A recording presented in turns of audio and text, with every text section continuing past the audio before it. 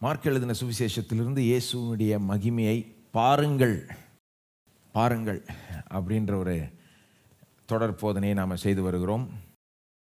இதை ஏன் செய்கிறோம்?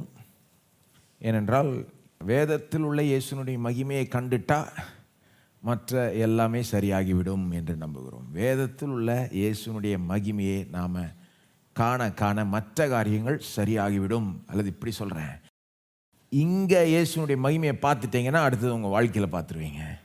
இயேசுனுடைய மகிமையை வேதத்தில் பார்த்தீங்கன்னா அடுத்தபடி உங்கள் வாழ்க்கையில் உங்கள் அனுபவத்தில் இயேசுனுடைய மகிமையை நீங்கள் பார்ப்பீர்கள். அதனால தான் இந்த தொடர் போதனை மார்க் எழுதின சுவிசேஷத்தை எடுத்து பகுதி பகுதியாக பார்த்து வருகிறோம். ஏற்கனவே 1ஆம் அதிகாரத்தை பார்த்து முடிச்சிட்டோம். 5 பிரசங்கங்கள் செய்த 1ஆம் அதிகாரத்தில்.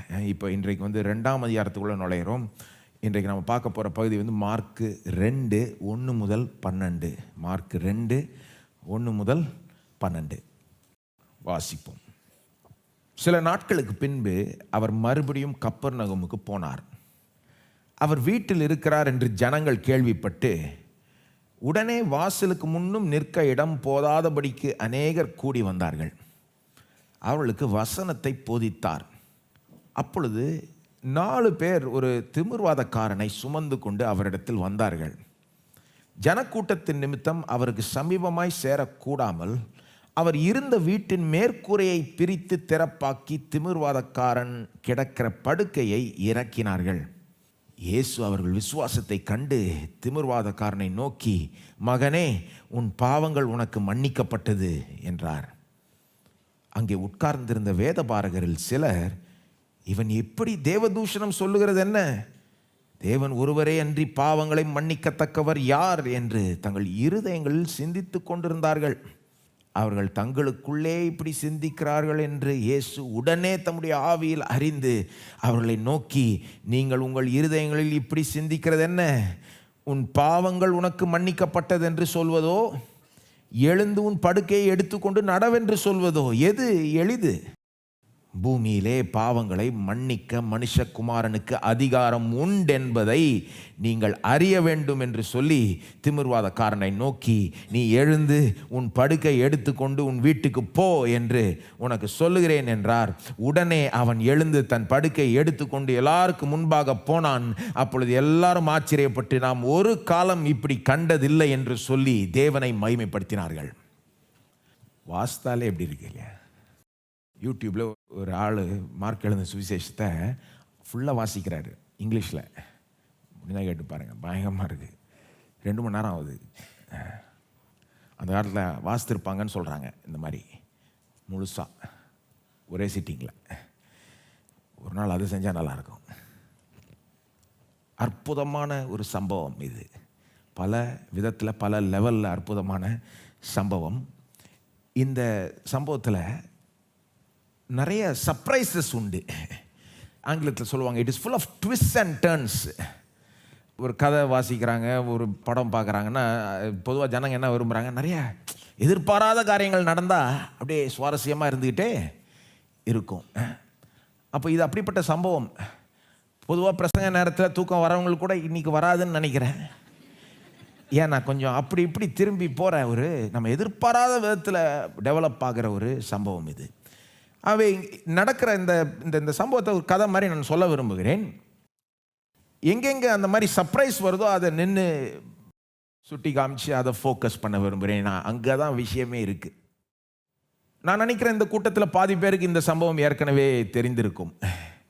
இந்த அற்புதத்தை நீங்கள் ஏற்கனவே வாசித்திருப்பீங்க, கேள்விப்பட்டிருப்பீங்க. ஆகவே இது புதுசு ஒன்றும் கிடையாது.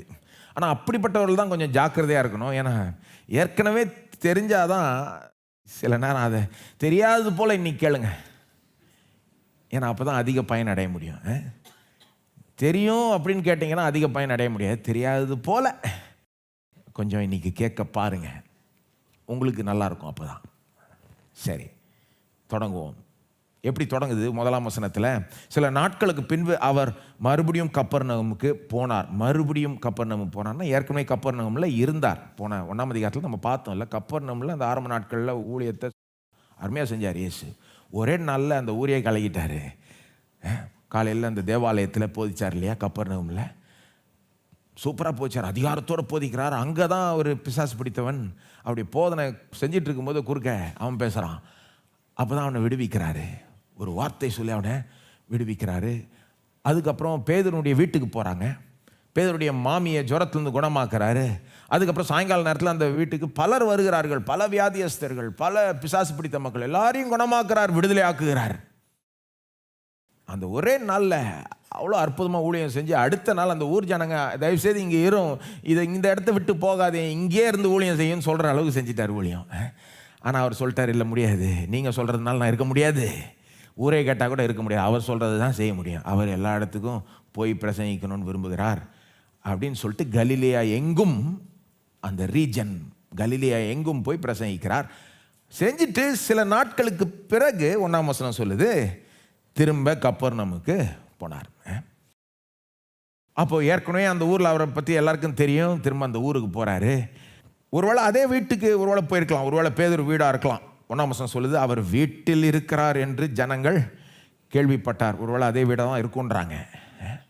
ஞாபகம் இருக்கா உங்களுக்கு? நான் சொன்னேன் 1ஆம் அதிகாரம் பிரசங்கிக்கும் போது அது பெரிய வீடாக இருக்குதுன்றாங்க. பேதுருடைய வீடு வந்து அங்கே ரொம்ப பெரிய வீடுன்றாங்க.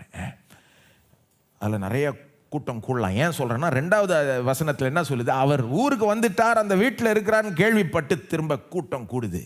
வீட்டுக்கு வராங்க, நிறைய பேர் வீட்டுக்கு வராங்க. எந்த அளவுக்கு கூட்டம் கூடிடுதுன்னா, இதெல்லாம் ஒன்றும் கிடையாது, ஜாம் பேக் ஆகிடுது, கதவு திறக்க முடியாத அளவுக்கு கூட்டம் கூடிடுதுன்னு நினைக்கிறேன்.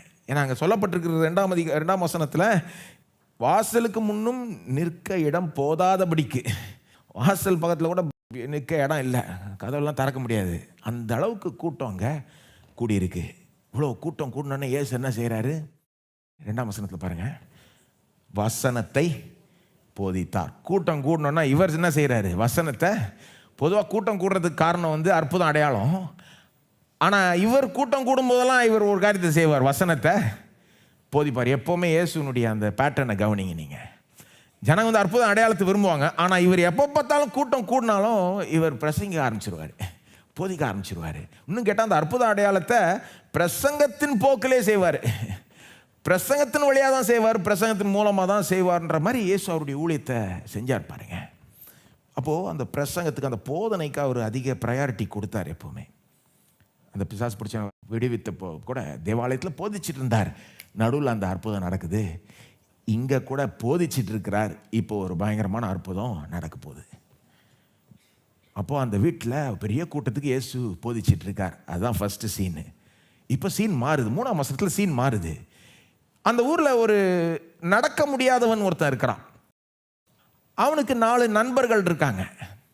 நடக்க முடியாதவன் 3ஆம் வசனத்தில் ஒரு திமிர்வாதக்காரன் வருது தமிழ் பைபிளில். அப்படின்னா திமிர் பிடிச்சவன் கிடையாது. அது ஏன் திமிர்வாதக்காரன் வருதுன்னு எனக்கு தெரியல. தமிழ் புலவர்கள் நீங்கள் யாராவது இருக்கலாம்.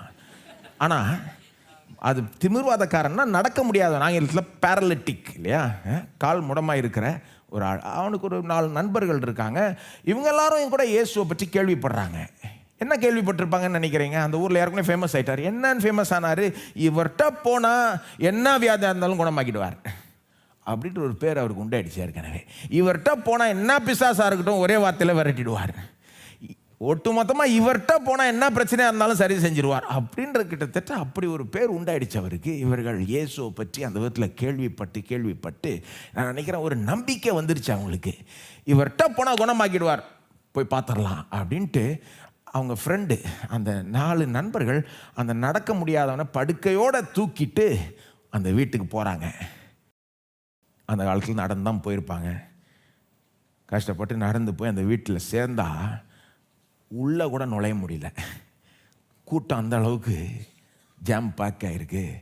நான் நினைக்கிறேன் அங்கே அவங்க கதவு வழியாக நுழைய பார்த்து இருக்கப்போ சொல்லியிருப்பாங்க நினைக்கிறேன், ஜனங்கள் எப்போ ஃபுல் ஆகிடுச்சுப்பா, போப்பா, நாங்கள் எப்போ வந்துட்டோம், போ கிளம்பு, இவ்வளோ லேட்டாக வந்துட்டு இது வேறு ஒரு படுக்கையோடு ஒருத்தனை தூக்கின்னு உள்ளே போக போகிறீங்களா? யார்கிட்ட என்னென்னமோ சொல்லியிருப்பாங்க நினைக்கிறேன். ஃபுல் ஆகிடுச்சு போன்னு சொல்லியிருப்பாங்க. எப்படி இருந்திருக்கும் பாருங்க. உங்களை அவங்க ஸ்தானத்தில் வச்சு கொஞ்சம் யோசித்து பாருங்கள். இவ்வளோ தூரம் நடந்து வந்திருக்கீங்க, ஒரு நம்பிக்கையோடு வந்திருக்கீங்க, போனால் அவர் குணமாக்கிடுவார்னு ஒரு நம்பிக்கையோடு வந்தால் கடைசியில் உள்ளே கூட நுழைய முடியல. முக்கால்வாசி பேராக இருந்தால் என்ன யோசித்திருப்பாங்க அந்த நேரத்தில்? சரி நான் முடிஞ்ச அளவுக்கு ட்ரை பண்ணிட்டோம், வீட்டுக்கு போயிடலாம். சில நல்ல கிறிஸ்தவங்களே என்ன யோசித்திருப்பாங்க? முடிஞ்ச அளவு நாம் ட்ரை பண்ணிட்டோம், உள்ளே கூட நுழைய முடியல. என்ன அர்த்தம்? தேவனுடைய சித்தம் இல்லை. தேவனுடைய சித்தம் இல்லையோ, கதவுக்குள்ள நுழைய முடியலன்னா அப்போ தேவனுடைய சித்தம் இல்லை தானே, வீட்டுக்கே போயிடலான்னு போயிருப்பாங்க. ஆனால் இவங்க கொஞ்சம் வேற மாதிரி ஆட்கள். இவங்க வீட்டுக்கு போகிறத விட்டுட்டு இங்கே தான் சர்ப்ரைஸ் ஒன், கதையினுடைய ஃபர்ஸ்ட் சர்ப்ரைஸ் வருது. எல்லாம் என்ன எதிர்பார்ப்போம், திரும்ப வீட்டுக்கு போயிடுவான் அல்லது வெளியே கிடப்பான்னு எதிர்பார்த்தா இவன் என்ன பண்ணுறான், வீட்டுக்கு போகிறத விட்டுட்டு கூரைக்கு மேலே போகிறான். 4 பேரும் நான் படுக்கையோட இந்த இவனை தூக்கிட்டு நடக்க முடியாதுன்னா கூரை மேலே ஏறி போய் கூரையை பிரித்து எடுத்து 4ஆம் வசனம் சொல்லுது, அது வழியா அந்த படுக்கையோட அவனை இறக்குறாங்க அங்கே உள்ள இயேசுக்கு முன்னாலே. ஐடியா பயங்கரமாக இருக்கு. கதவுக்குள்ளே வந்தால் கூட இயேசு கிட்ட நெருங்க முடியாது. இவன் மேலே போய் மேலேருந்து அப்படியே இயேசு கீழே டைரெக்டாக கொண்டு வந்துட்டான் அந்த படுக்கையை. அந்த காலத்தில் கூரை வந்து எப்படி இருக்குன்றாங்கன்னா, அந்த காலத்தில் கப்பர்நகூம் ஊரில் எப்படிப்பட்ட வீடுகள் இருக்கும், எப்படிப்பட்ட கூரைகள் இருந்ததுன்னு அதை பற்றி எழுதுகிறாங்க. அதை பற்றி என்ன சொல்கிறாங்க, இப்போ வந்து கூரை வந்து முக்கால்வாசி வீட்டில் ஹார்டு கான்க்ரீட், அது போய் அது வழியாக இருக்கணும், முதல்ல அதை உடைக்கணும். அப்படி கிடையாது அந்த காலத்தில். அந்த காலத்தில் எப்படி இருந்ததுதான், அந்த கூரை வந்து மெயினாக எப்படி கன்ஸ்ட்ரக்ட் பண்ணியிருப்பாங்களாம், அந்த பேரலல் உடன் பீம்ஸ் 2 to 3 feet அப்பார்ட். அதாவது மெயினாக அந்த உடன் பலகையை பேரலாக வச்சுருப்பாங்க. ஒரு 2-3 அடிக்கு ஒரு பலகை, அதுதான் ஃபுல்லாக போகும் அப்படி.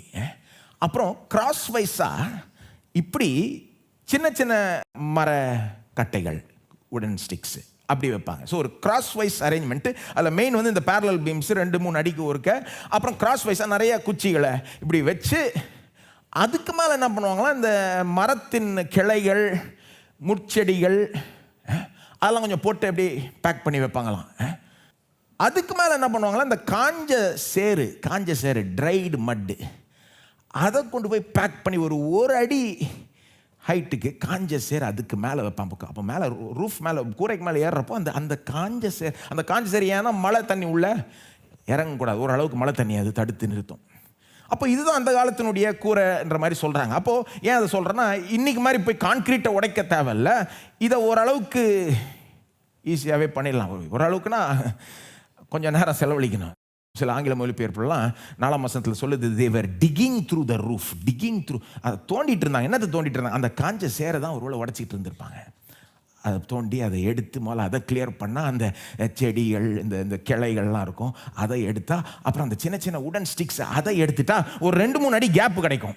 அந்த கேப்பில் இவனை இறக்கிடலாம், படுக்கையோட இறக்கிடலாம். அப்படி முடியலனா கூட ஒரு பீம் எடுத்தால் கூட அது கூட தேவைப்படாமலே இறக்கலான்றாங்க. அந்த நடக்க முடியாதவன் திமிர்வாதக்காரன் மேட்டோட தூக்கிட்டு வந்தாங்கன்னு இருக்குல்ல, அந்த மேட் வந்து என்ன சொல்கிறாங்க, அது ஒரு ஏழை மனுஷனுடைய மேட்டை குறிக்குது. அந்த வார்த்தை அப்படி தான் இருக்கான். சும்மா சாதாரண ஏழை மனுஷன் எந்த ஒரு படுக்கையில் படுக்குவானோ அந்த மாதிரி ஒரு படுக்கை. ஸோ அப்போ அந்த கேப்பில் அது ஈஸியாக நுழைச்சிடலாம் அப்படின்ற மாதிரி சொல்கிறாங்க. இது ரியலிஸ்டிக்காக நடந்த ஒரு காரியம், ஏதோ கதை கட்டினாங்க கிடையாது, அப்படியே நடந்தது. யார் இந்த மாதிரி கதையை கட்டுறது? பைபிளை வாசிக்கும் ஒரு காரியத்தை நீங்கள் ஈஸியாக பார்த்துடலாம். இந்த மாதிரி யாரும் கதையை கட்டவே, இது உண்மையிலே நடந்திருந்தால் தான் உண்டு இல்லையா? அப்போது இது இப்படி தான் போய் இறக்குறாங்க. அப்போது அவன் அங்கே அது கூரைக்கு போகிறதுக்கு வெளியிலேருந்தே படிக்கட்டு இருக்கோன்றாங்க அந்த காலத்தில். இன்ட்ரெஸ்டிங்காக அப்போஸ்தலர் 9ஆம் அதிகாரத்தில் பேதுரு வந்து கூரைக்கு மேலே போய் ஜெபிக்கிறாரு. அப்படி ஒரு ரெஃபரன்ஸ் இருக்காங்க. ஸோ அந்த மாதிரி யூஸ் பண்ணியிருப்பாங்க போல இருக்குது கூரையை சில பர்பஸுக்கு. ஸோ அப்போ வெளியிலேருந்தே படிக்கட்டில் போய் இதெல்லாம் செஞ்சு, ஆனால் அவங்க இந்த கூரையை எப்படி பிரித்து எடுக்கிறப்போ கீழே எப்படி இருந்திருக்கோன்னு யோசித்து பாருங்க. இயேசு உள்ள பிரசங்கிச்சுட்டு இருக்காரு, எப்பயாவது தெரிய வந்துட்டு இருக்கோம் இவனுங்க என்ன பண்ணுறானுங்க என்ன மேலே. சிலர் வந்து ஒரு மாதிரி பேச ஆரம்பிச்சிருப்பாங்கன்னு நினைக்கிறேன் இல்லையா? நான் கிறுக்கா பிடிச்சிருக்கு, யார் அவன், நான் சூப்பராக பிரசங்கிட்டு இருக்காரு ஒரு மனுஷன், பிரசங்கத்தை கேட்கலான்னு பார்த்தேன், அவன் குறுக்க வந்து அவன் அந்த பிரிக்க என்ன சொல்கிறாங்க, அந்த குப்பைகள்லாம் உள்ள கொட்ட ஆரம்பிக்குமா, உள்ள லேசாக உள்ள ஆரம்பிக்குமா. கண்டிப்பாக அங்கே உள்ளே இருந்த ஆட்கள் மேலே விழுந்திருக்கும், சொல்ல முடியாது. ஒருவேளை இயேசு மேலே லேசாக ஏதாவது இருந்தாலும் விழுந்திருக்கலாம். அப்போ பெரிய ஒரு டிஸ்டர்பன்ஸ், ஒரு தொந்தரவாயிட்டு இருக்கும் பாருங்க. அவன் அந்த வீட்டு ஓனர் என்ன நினச்சிருப்பாங்க, பேதுருவின் வீட்டாக கூட இருக்கட்டும், சும்மா இருந்திருப்பாங்களா அவங்க? அங்கே இருக்கிற மக்கள் என்ன நினச்சிருப்பாங்க, இயேசு பிரசங்கிக்கிறார், இவன் குறுக்க வந்து இதை பண்ணிக்கிட்டு இருக்கான். அப்போ யாருன்னா என்னமோ சொல்லியிருப்பாங்கன்னு நினைக்கிறேன். இவ்வளோ டிஸ்டர்பன்ஸை கிரியேட் பண்ணி கூரையை பிரித்து அப்புறம் கடைசியில் இயேசுவை பிரசங்கத்தை நிறுத்திட்டு இருப்பார்னு நினைக்கிறேன். இவன் இறக்குறான். இவ்வளோ காரியத்தின் மத்தியிலையும் இயேசு என்னத்தை காணுகிறார், இயேசு இதை எப்படி பார்க்குறார்? எவனோ எப்படி எப்படியோ பார்ப்பான், ஆனால் இயேசு எப்படி பார்க்குறார்? 5ஆம் வசனத்தில் பாருங்க, இயேசு அவர்கள் விசுவாசத்தை கண்டு.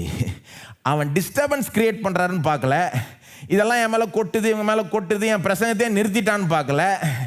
ஒரு வீட்டினுடைய கூரையே பிரித்து எடுத்துட்டான்னு பார்க்கல. அவர்கள் விசுவாசத்தை கண்டு, எல்லாரும் சொல்லுங்க விசுவாசம். விசுவாசம். இயேசு என்ன பார்க்குறாருங்க? விசுவாசம். விசுவாசம். விசுவாசத்தை வெளிப்படுத்துறான். விசுவாசம். எப்படிப்பட்ட விசுவாசம் இது? என்ன இருந்தாலும் அவரை பார்த்துட்டு தான் போவேன் போ, அப்படிப்பட்ட விசுவாசம். Never give up faith. இது டோன்ட் கிவ் அப் ஃபெய்த். அதாவது என்ன இருந்தாலும் நான் விட்டு விட மாட்டேன். இயேசுவை பார்க்க வந்தேன், சுகத்தை பெற வந்தேன், சுகத்தை பெறாமல் நான் திரும்ப வீட்டுக்கு போகல. ஒட்டாரமாய் நிற்கிற ஒரு விசுவாசம். சில நேரம் மற்றவங்களை அஃபெண்ட் பண்ணுற விசுவாசம், மற்றவங்களுக்கு தொந்தரவு கொடுக்குற விசுவாசம் கூட, மற்றவங்களை பார்த்து கிறுக்கா பிடிச்சிருக்குன்னு சொல்கிற அளவுக்கு ஒரு விசுவாசம் கூட. அப்படிப்பட்ட ஒரு விசுவாசம் அது இயேசுவுக்கு பிடிச்சிருக்கு. இயேசுவுக்கு பிடிச்சிருக்கு. அந்த விசுவாசத்தை பார்த்த உடனே தான் அடுத்த சர்ப்ரைஸ். அடுத்த சர்ப்ரைஸ் என்ன? அப்போது 5ஆம் வசனத்தை பார்த்தீங்கன்னா, அவர்கள் விசுவாசத்தை கண்டு அப்படின்னு வருது இல்லையா? இயேசு அவர்கள் விசுவாசத்தை கண்டு, அதுக்கப்புறம் தான் அடுத்த ஸ்டெப்பு போகுது இந்த சம்பவம். திமிர்வாதக்காரனை நோக்கி, மகனே உன் பாவங்கள் உனக்கு மன்னிக்கப்பட்டது என்றார். இப்போ இதுவும் சர்ப்ரைஸு. அவன் வீட்டுக்கு போகிறது போது கூரைக்கு மேலே ஏறி போய் இறக்கிட்டான். இவ்வளோ பிரயாசப்பட்டு இறக்கின பிறகு, அதாவது இவன் இவ்வளோ தூரம் நடந்து வந்திருக்காங்க, இவ்வளோ இவனை தூக்கிட்டு வந்திருக்காங்க, கூரையே பிரித்து இறக்கின பிறகு இயேசு என்ன பண்ணுறாரு? உன் பாவங்கள் உனக்கு. அதுவும் சர்ப்ரைஸாக இருக்குல்ல உங்களுக்கு? முக்கால்வாசி பேருக்கு சர்ப்ரைஸாக இருக்குன்னு நினைக்கிறேன். சுகத்துக்காக வந்தவன்கிட்ட போய் உன் பாவங்கள் மன்னிக்கப்பட்டதுன்றார். அவன் பாவ மன்னிப்புக்காக ஆக்சுவலாக வரல.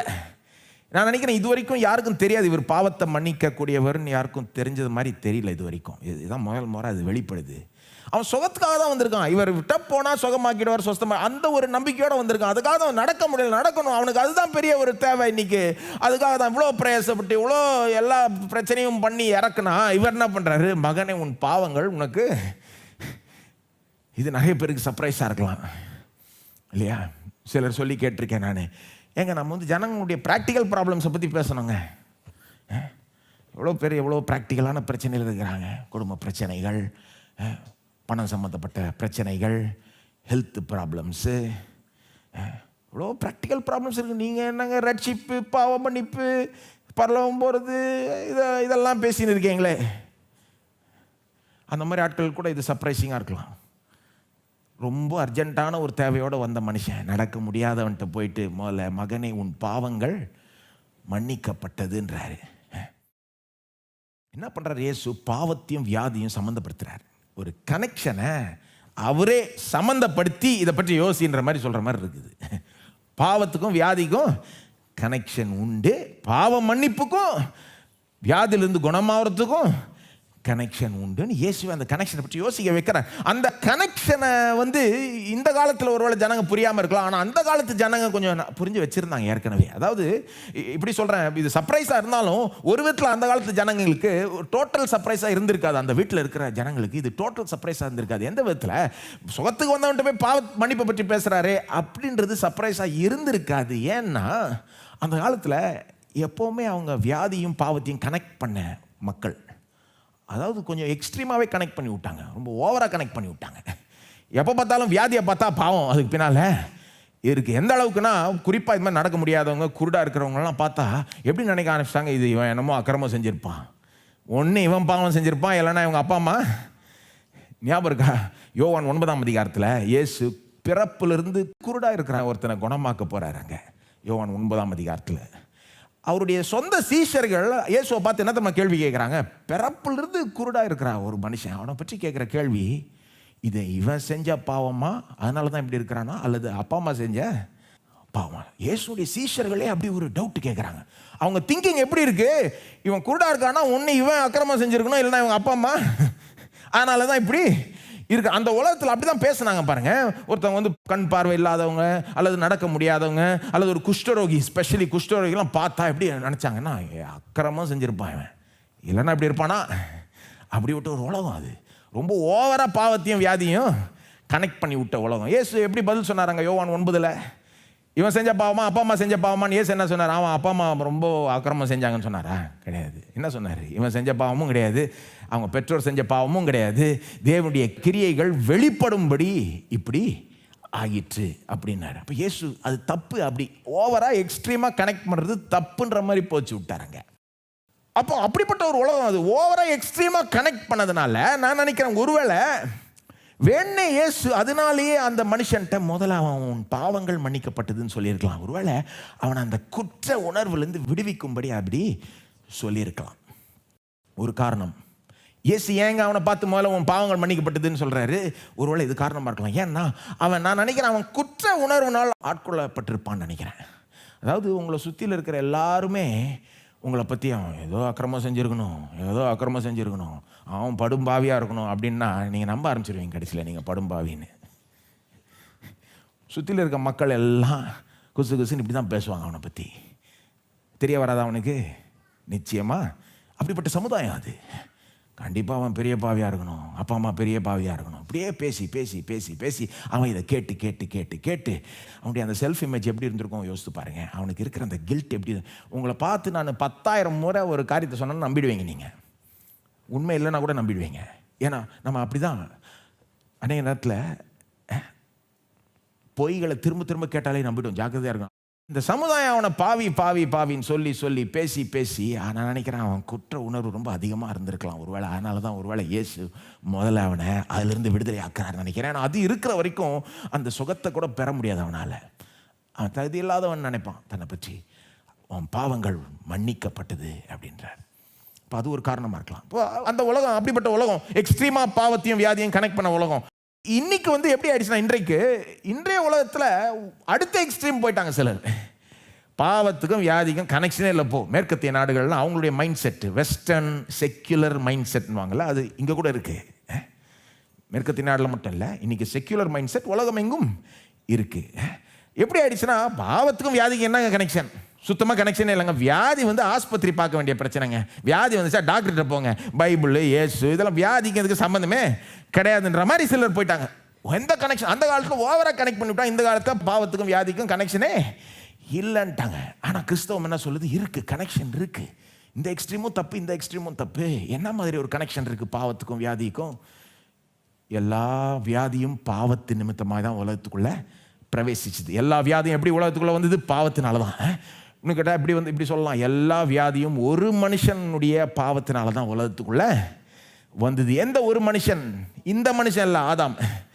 முதல் மனுஷனுடைய பாவத்தினால தான் உலகத்துக்குள்ள வியாதி மட்டும் இல்லை, எல்லா தீமைகளும் பிரவேசித்தது. ரோமர் 5:12 சொல்லுகிறது, ஒரு மனிதனுடைய பாவத்தின் மூலமாக தான் மரணமே உலகத்துக்குள்ள பிரவேசித்து எல்லாருக்கிட்டும் பரவிடுச்சான். அப்போ அது ஒரு பிரின்சிபிள். ஒரு மனுஷன் பாவம் மூலமாக தான் எல்லாம் தீமையும் நுழைஞ்சு எல்லார்ட்டையும் பரவிச்சு. அப்போ கிறிஸ்தவம் அதை தான் போதிக்குது, பைபிள் அதை தான் போதிக்குது. அவன் பெரிய பாவியா, அவன் அப்பா அம்மா பாவியான்னு நினைக்கக்கூடாது. அதை விட்டுட்டு எப்பா இது மனுக்குலமே பாவத்தில் இருக்கு, உலகமே விழுந்து போன ஒரு உலகமாக இருக்கு, அதனால தான் வியாதி இருக்குன்றதை நாம் கிறிஸ்தவர்களாகிய நாம் உணரணும். அது மட்டும் இல்லை, இதையும் உணரணும். நம்ம ஒரு மனுஷனை எந்த பிரச்சனையிலேருந்து நாம் விடுவிக்கணும்னாலும், வியாதி எடுத்துக்கோங்க, வியாதியஸ்தரை குணமாக்கணும்னா, அவங்கள முழுமையாக குணமாக்கணும்னா வெறும் அவங்க வியாதியிலிருந்து விடுவிச்சிட்டா பத்தாது, அவங்க பாவ பிரச்சனையும் தீர்த்து வைக்க வேண்டும். எந்த பிரச்சனையிலிருந்து ஒரு ஆளை நம்ம விடுவிக்கணும்னாலும் கூட எல்லா பிரச்சனைக்கும் வேற பாவம் இருக்குன்றதை உணர்ந்து நாம் செயல்படணும்னு சொல்ல வருகிறேன். அதாவது வியாதியஸ்தரை குணமாக்குறோம்னா அவங்கள முழுமையாக குணமாக்க விரும்புகிறோன்னு வைங்க. வெறும் வியாதியிலேருந்து குணமாக்கிட்டா பத்தாது, அந்த வியாதிக்கு வேறாக இருக்கிற அந்த பாவத்தையே சரி செய்யணும். ஒருவேளை அது ரெண்டாவது காரணமாக இருக்கலாம். ஏசு ஏன் இந்த மனுஷனை பார்த்து உன் பாவங்கள் மன்னிக்கப்பட்டதுன்னு சொன்னார்? நான் ஒன்று சொன்னேன், அவனுடைய கில்ட்டை எடுக்கிறது, அவன் குற்ற உணர்வு எடுக்கிறதுக்கு. ஒருவேளை இன்னொரு காரணம் அவனை வெறும் மேலோட்டமாய் குணமாக்க விரும்பல இயேசு, ஆழமாக அவனை குணமாக்க விரும்பினார். வேறு பிரச்சனையிலிருந்து அவனை குணமாக்க, he wanted to heal him at the root. ஆழத்திலிருந்து அவனை குணமாக்க விரும்பினார். ஏன்னா வெறும் நடக்க வச்சா போய் இன்னொரு 1000 பிரச்சனையை அவஸ்தைப்படுவான் இல்லையா? நடக்க வச்சுட்டா கூட வாழ்க்கையை எவ்வளோ ஃப்ரீடத்தோட வாழணுமோ வாழ மாட்டான், ஏன்னா பாவத்தில் இருந்தா. அதனால தான் என்ன பண்ணுறாரு, வேறு வரைக்கும் போயிடுறாரு. அவனுடைய பாவத்திலிருந்தே அவனை விடுதலை ஆக்குறாரு, அவன் பாவ மன்னிப்பை கொடுக்குறாரு, அங்கே தொடங்குறாரு. ஏன்னா அவனுக்கு முழுமையான ஒரு சுகத்தை இயேசு கொடுக்க விரும்புகிறார். அது ரெண்டாவது காரணமாக இருக்கலாம். இயேசு ஏன் அந்த மனுஷனை பார்த்து உன் பாவங்கள் மன்னிக்கப்பட்டதுன்னு சொன்னார்? இன்னொரு காரணம் சொல்கிறேன். மூணாவது காரணம், அவனுக்கு இது தேவை, அவனுக்கு குற்ற உணர்வு போகணும், அவனுக்கு ஆழத்தில் குணமாகணுன்றது மட்டும் இல்லை. நான் நினைக்கிறேன் இயேசுவே இந்த இடத்துல அவருடைய ஊழியத்தில் அடுத்த ஸ்டெப்புக்கு போகிறார். அதாவது தம்மையே படிப்படியாய் வெளிப்படுத்தி வர்றார் இயேசு. Step by step is revealing himself. கொஞ்சம் கொஞ்சமாக தம்மையே வெளிப்படுத்துகிறார்.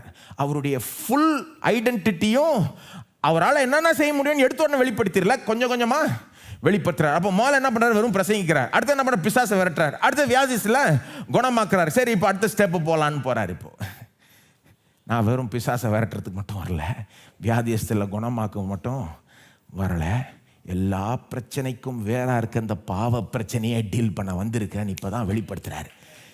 ஆனால்தான் கேட்காதவன்கிட்ட போயிட்டு உன் பாவங்கள் மன்னிக்கப்பட்டது என்று சொல்லுகிறார். ஆனால் அவன் விசுவாசத்தான், விசுவாசப்பறை தான் சொன்னார். விசுவாசத்தை கண்டு தானே சொன்னார் 5ஆம் வசனத்தில். உள்ள விசுவாசம் இருக்குது. என்ன சொல்ல வரேன்? இயேசுவே இங்கே ஒரு அஜெண்டா வச்சிருக்கிறார். தம்மையே வெளிப்படுத்த விரும்புகிறார். இவருக்கு பாவத்தை மன்னிக்கிறதுக்கு அதிகாரம் உண்டு என்பதை முதல் முறையாய் வெளிப்படுத்த விரும்புகிறார். அப்போ இந்த கனெக்ஷனை புரிஞ்சுக்கணும். இயேசு இந்த பாவத்தையும் இந்த வியாதியை சம்மந்தப்படுத்துகிற இந்த காரியத்தை புரிஞ்சுக்கணும். பாவம் எவ்வளோ மோசமான ஒரு காரியம் புரிஞ்சுக்கணும். பாருங்கள், ரொம்ப மோசமான பாவம் எல்லாத்துக்கும் வேறாக இருக்கிற பிரச்சனை. வேறு நான் சொல்கிறேன் பாருங்கள், பிசாசை விட பாவம் தான் ஒரு விதத்தில் கொஞ்சம் ஆழமான பிரச்சனை. ஏன்னா பாவம் இல்லைன்னா பிசாசு ஒன்றுமே செய்ய முடியாது. பாவம் இல்லாத இடத்துல பிசாசுக்கு பவரே கிடையாது, 0 பவர். இது தெரிஞ்சுக்கணும் நீங்கள். ஆனால் தான் ஏதேன் தோட்டத்தில் அவன் கெஞ்சுறான், கிட்டத்தட்ட இதை சாப்பிடு, இப்படி வரலாம் இல்லையா, சாப்பிட்டா இப்படி ஆகும், சாப்பிட்டா அப்படி ஆகும். கிட்டத்தட்ட கெஞ்சாத குறை தான். என்டைஸ் பண்ணுறான். ஏன்னா பாவத்தில் விழுற வரைக்கும் அவனுக்கு ஒன்றும் பவரே கிடையாது. விழுந்த பிறகு தான் அவனுடைய அதிகாரத்தை செலுத்த ஆரம்பிப்பான் பாருங்க.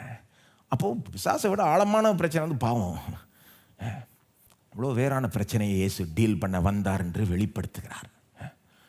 சரி, ஃபஸ்ட்டு சர்ப்ரைஸு வீட்டுக்கு போகிறது போல கூரைக்கு மேலே ஏறி போயிட்டானுங்க. அது அவனை விசுவாசத்தை காண்பிக்குது. 2வது சர்ப்ரைஸு இயேசு அவனை குணமாக்குறதை விட்டுட்டு உன் பாவங்கள் மன்னிக்கப்பட்டதுன்னு பல காரணங்களுக்காக சொல்லுகிறார். 3வது சர்ப்ரைஸு, அடுத்தது என்ன நடக்குதுன்னா, நீங்கள் மகனே உன் பாவங்கள் மன்னிக்கப்பட்டதுன்னு வாசிக்கிறப்போ நீங்கள் சந்தோஷப்படுறீங்க, வாவ். ஆனால் அங்கே இருந்த சிலர் இயேசுவை ஒரு மாதிரி பார்க்க ஆரம்பித்தாங்க. 6ஆம் வசனம் 7ஆம் வசனத்தில் அவங்க பாராட்டல. அங்கே இருந்த ஒரு கூட்டம் இதை தேவதூஷணமாய் எண்ணினார்கள். தேவதூஷணமாய் எண்ணினார்கள். 6ஆம் வசனம் 7ஆம் வசனம் பாருங்கள். அங்கே உட்கார்ந்திருந்த வேதபாரகர்கள் சிலர், இவங்க சாதாரண ஆட்கள் கிடையாது, ரொம்ப ஷார்ப்பான ஆட்கள். வேதபாரகர்கள்னா பழைய ஏற்பாட்டினுடைய எக்ஸ்பர்ட். அவங்க கையில் காப்பி பண்ணவங்க ஓல்ட் டெஸ்ட்மெண்ட்டை, பழைய ஏற்பாட்டை கையில். அன்றைக்கி ஜெராக்ஸ் மிஷின்லாம் கிடையாது இல்லையா, உட்காந்து வார்த்தையாக எழுதினவங்க, பழைய ஏற்பாட்டை காப்பீஸ் உண்டாக்குனவங்க, ஸ்கிரைப்ஸ், வேதபாரகர். பழைய ஏற்பாட்டை கரைச்சி குடித்தவங்க. இவங்க சாதாரண ஆட்கள் கிடையாது. அப்போது ஒருவேளை அந்த கூட்டத்தில் ஒரு கூட்டம் வாவ் பாவத்தை மன்னிக்கிறாரா அப்படின்னு பார்த்தா, ஆனால் இவன் எப்படி பார்க்குறான், இது சரி கிடையாதே. வேதபாரகர்கள் சிலர் எப்படி யோசிக்கிறாங்க? 7ஆம் வசனம், இவன் இப்படி தேவதூஷணம் சொல்லுகிறது என்ன? தேவன் ஒருவரே அன்றி பாவங்களை மன்னிக்கத்தக்கவர் யார் என்று தங்கள் இருதயங்களில் சிந்தித்து கொண்டிருந்தார்கள். அப்போ ஒருவேளை உங்களுக்கு சர்ப்ரைஸாக இல்லாமல் இருந்திருக்கலாம் இயேசு பாவத்தை மன்னிச்சது. ஏன்னா இயேசு பாவத்தை மன்னிக்கிறவர்னு உங்களுக்கு நல்லாவே தெரியும், ஆனால் அவங்களுக்கு தெரியாது. அப்போ கொஞ்ச நேரம் உங்களை அவங்களுடைய ஸ்தானத்தில் கொஞ்சம் வச்சு நினச்சி பாருங்கள். அவங்களுக்கு இது எவ்வளோ ஷாக்காக இருந்ததுன்னா, சர்ப்ரைஸ் மட்டும் இல்லை, இது ஷாக்கிங்காக இருந்தது. தேவதூஷணம் அல்லவான்னு நினைக்க ஆரம்பிக்கிறான். ஏன் அவங்களுக்கு ஷாக்கிங்காக இருந்தது? கொஞ்சம் put yourself in their shoes and think. ஏன் அவங்களுக்கு ஷாக்கிங்காக இருந்ததுன்னு சொல்கிறேன் கேளுங்க. ஏன்னா அவங்க இயேசுவை கவனிச்சுக்கிட்டே வராங்க. இது வரைக்கும் இதை பார்த்ததே இல்லை அவங்க. அவர் பிரசங்கிக்கிறாரு, இது வரைக்கும் வராத விதத்தில் ராஜ்யம் வந்துருச்சுன்றாரு, ஓகே. பிசாசை விரட்டுறாரு, மற்றவங்க பிசாசை விரட்டி பார்த்துருக்காங்க. இவங்க இயேசு மாதிரி விரட்டி பார்த்ததில்லை. ஆனால் மற்ற பிசாசை விரட்டுற எக்ஸ்பர்ட்ஸும் இருந்தாங்க அந்த உலகத்தில். அவங்க எப்படி விரட்டுவாங்க? பொதுவாக மந்திரம் ஓதுவாங்க, அந்த மாதிரி ஒரு ப்ராசஸ் வச்சுருப்பாங்க இல்லையா. ஆனால் இயேசு ஒரே வார்த்தையில் பிசாசை பார்த்து வாயை மூடிட்டு போன்றாரு. அது வேறு லெவலு. இது யாருமே விராட்டாத மாதிரி இயேசு. இன்றைக்கி கூட நாம் பிசாசை விரட்டினா நாம் எப்படி சொல்கிறோம்? இயேசுவன் நாமத்தில் போவோம் தான் நாம் சொல்கிறோம், கரெக்டாங்க? இன்றைக்கு பிசாசு பிடித்தவர்கள் நாம் எப்படி விடுதலை ஆக்கலாம்? இயேசுவன் நாமத்தில் போன்னு நாம் சொல்லலாம். ஆனால் இயேசு தேவனுடைய நாமத்தில் போன்னு நான் சொன்னார், வெளியே போன்றார், அவ்வளோதான். இது வேறு லெவலு. அப்போது அன்றைய உலகத்தில் பாருங்க, அவங்க இயேசு கவனிச்சுட்டே வராங்க. பிரசங்கிக்கிறார், சூப்பராக பிரசங்கிக்கிறாரு, பிசாசு விரட்டுறாரு, மற்றவனும் பிசாசு விரட்டுறான், இவர் அதை விட சூப்பராக வேற லெவலில் பண்ணுறாரு, மற்றவனும் வியாதியஸ்தில் குணமாக்குறேன்னு சொல்கிறாங்க சிலர். ஆனால் இயேசு வேற லெவலில் பண்ணுறாரு. ஆனால் பாவத்தை இது வரைக்கும் மன்னிச்சு பார்த்தது இல்லை அவங்க. இயேசு இதை செஞ்சு பார்த்தது இல்லைன்றது மட்டும் இல்லை, வேற யாரும் இப்படி செஞ்சதா இவங்க பார்த்ததும் இல்லை, கேள்விப்பட்டதும் இல்லை. அது ரொம்ப பெரிய விஷயம் பாருங்க. யூதர்கள் எல்லாத்தையும் பார்த்துட்டாங்க கிட்டத்தட்ட. யூதர்கள்ட்ட போய் அற்புதம் அடையாளம் பேச முடியாது, ஏன்னா அது பயங்கரமான ஒரு கூட்டம். அது சிவந்த சமுத்திரமே அவங்க கண்களுக்கு முன்னால் ரெண்டாய் பிளந்த ஒரு கூட்டம் பாருங்க. அவங்க தீர்க்கதரிசிகள்லாம் மரித்தோரை உயிரோட எழுப்பின ஆட்கள். ஒரு விதத்தில் பார்க்க போனீங்கன்னா யூதர்கள் எல்லாத்தையும் பார்த்துட்டாங்க. அவங்கள்ட்ட புதுசாக அற்புதம் அடையாளம் காமிக்கிறதுலாம் பெரிய விஷயம். ஆனால் இவங்க இதை பார்த்தது இல்லை. அவங்களுடைய மிகப்பெரிய தீர்க்கதரிசி மோசே கூட கையை நீட்டினப்போ சிவந்த சமுத்திரம் ரெண்டாய் பிளந்தது. ஆனால் அதே மோசே ஜனங்களுடைய பாவத்தின் மன்னிப்புக்காக போகும்போது தேவன்கிட்ட போய் மன்றாடுகிறார். ஞாபகம் இருக்கா? இஸ்ரவேல் ஜனங்க ஒரு கோல்டன் காஃபை செஞ்சு வணங்குறாங்க இல்லையா? தேவனை வணங்குறதை விட்டு மற்ற தேவர்களை வணங்கும்போது யாத்ராமம் 32ஆம் அதிகாரத்தில் மோசே போய் தேவனே இவங்களை மன்னியோன்னு மன்றாடுகிறார். போய் வாசித்து பாருங்கள், 32ஆம் அதிகாரம் 33ஆம் அதிகாரம். ரொம்ப நேரம் ஹி ப்ளீட்ஸ், மன்றாடுகிறார், ஆர்கியூ பண்ணுறார் தேவனோட. ஆண்டவரே இன்னொரு சான்ஸ் கொடுமை இவங்களுக்கு. ரொம்ப நேரம் செஞ்ச பிறகு தான் தேவன் சொல்கிறார், ஓகே மன்னிக்கிறேன் அப்படின்றார். பரிந்து பேசுகிறார் மோசே. மோசேக்கு வாயை திறந்து உன் பாவங்கள் மன்னிக்கப்பட்டதுன்னு சொல்கிறதுக்கு தைரியம் இல்லை, அப்படி அதிகாரமும் இல்லை. யாரும் இப்படி செஞ்சதாகவோ அவங்க பார்த்ததும் இல்லை, கேள்விப்பட்டதும் இல்லை. அதனால தான் அவங்க அந்த வசனத்தில் என்ன சொல்கிறாங்க, 7ஆம் வசனத்தில், தேவன் ஒருவரே அன்றி பாவங்களை மன்னிக்கத்தக்கவர் யார்? இப்படி தேவன் மட்டும் தானே செய்ய முடியும் அப்படின்றாங்க. அவங்க யோசிக்கிறாங்க. அப்படி இயேசு பாருங்க, அங்கே நின்றுட்டு தேவனே இவனுடைய பாவத்தை மன்னியும் சொல்லியிருந்தா வேற விஷயம். அப்படி ஜெபித்திருந்தா நாம கூட அப்படி ஜெபிப்போம். ஒருத்தர் வந்தா எங்க பெரிய பாவம் செஞ்சுட்டேன்னா ஒன்றும் இல்லைங்க நம்ம ஜெபிக்கலாங்க அப்படின்னு சொல்லிட்டு ஆண்டவரே இவங்க பாவத்தை மன்னியும் நம்ம ஜெபிச்சிரு. இயேசு அங்கே ரைட்டராக நின்றுட்டு ஒரே லைனில் அவன் பாவத்தை மன்னிச்சிட்டார். அப்படியே பட்டுன்னு, உன் பாவங்கள் ஜெபம் கிடையாது, உன் பாவங்கள் மன்னிக்கப்பட்டது, அவ்வளோதான். அது மட்டும் இல்லை, 3ஆம் நபருடைய பாவத்தை மன்னிக்கிறார். 3ஆம் நபருடைய பாவத்தை மன்னிக்கிறது பெரிய விஷயங்க. உங்களை எதிர்த்து ஏதாவது பாவம் செஞ்சால் நீங்கள் வேணால் மன்னிக்கலாம், ஓகே.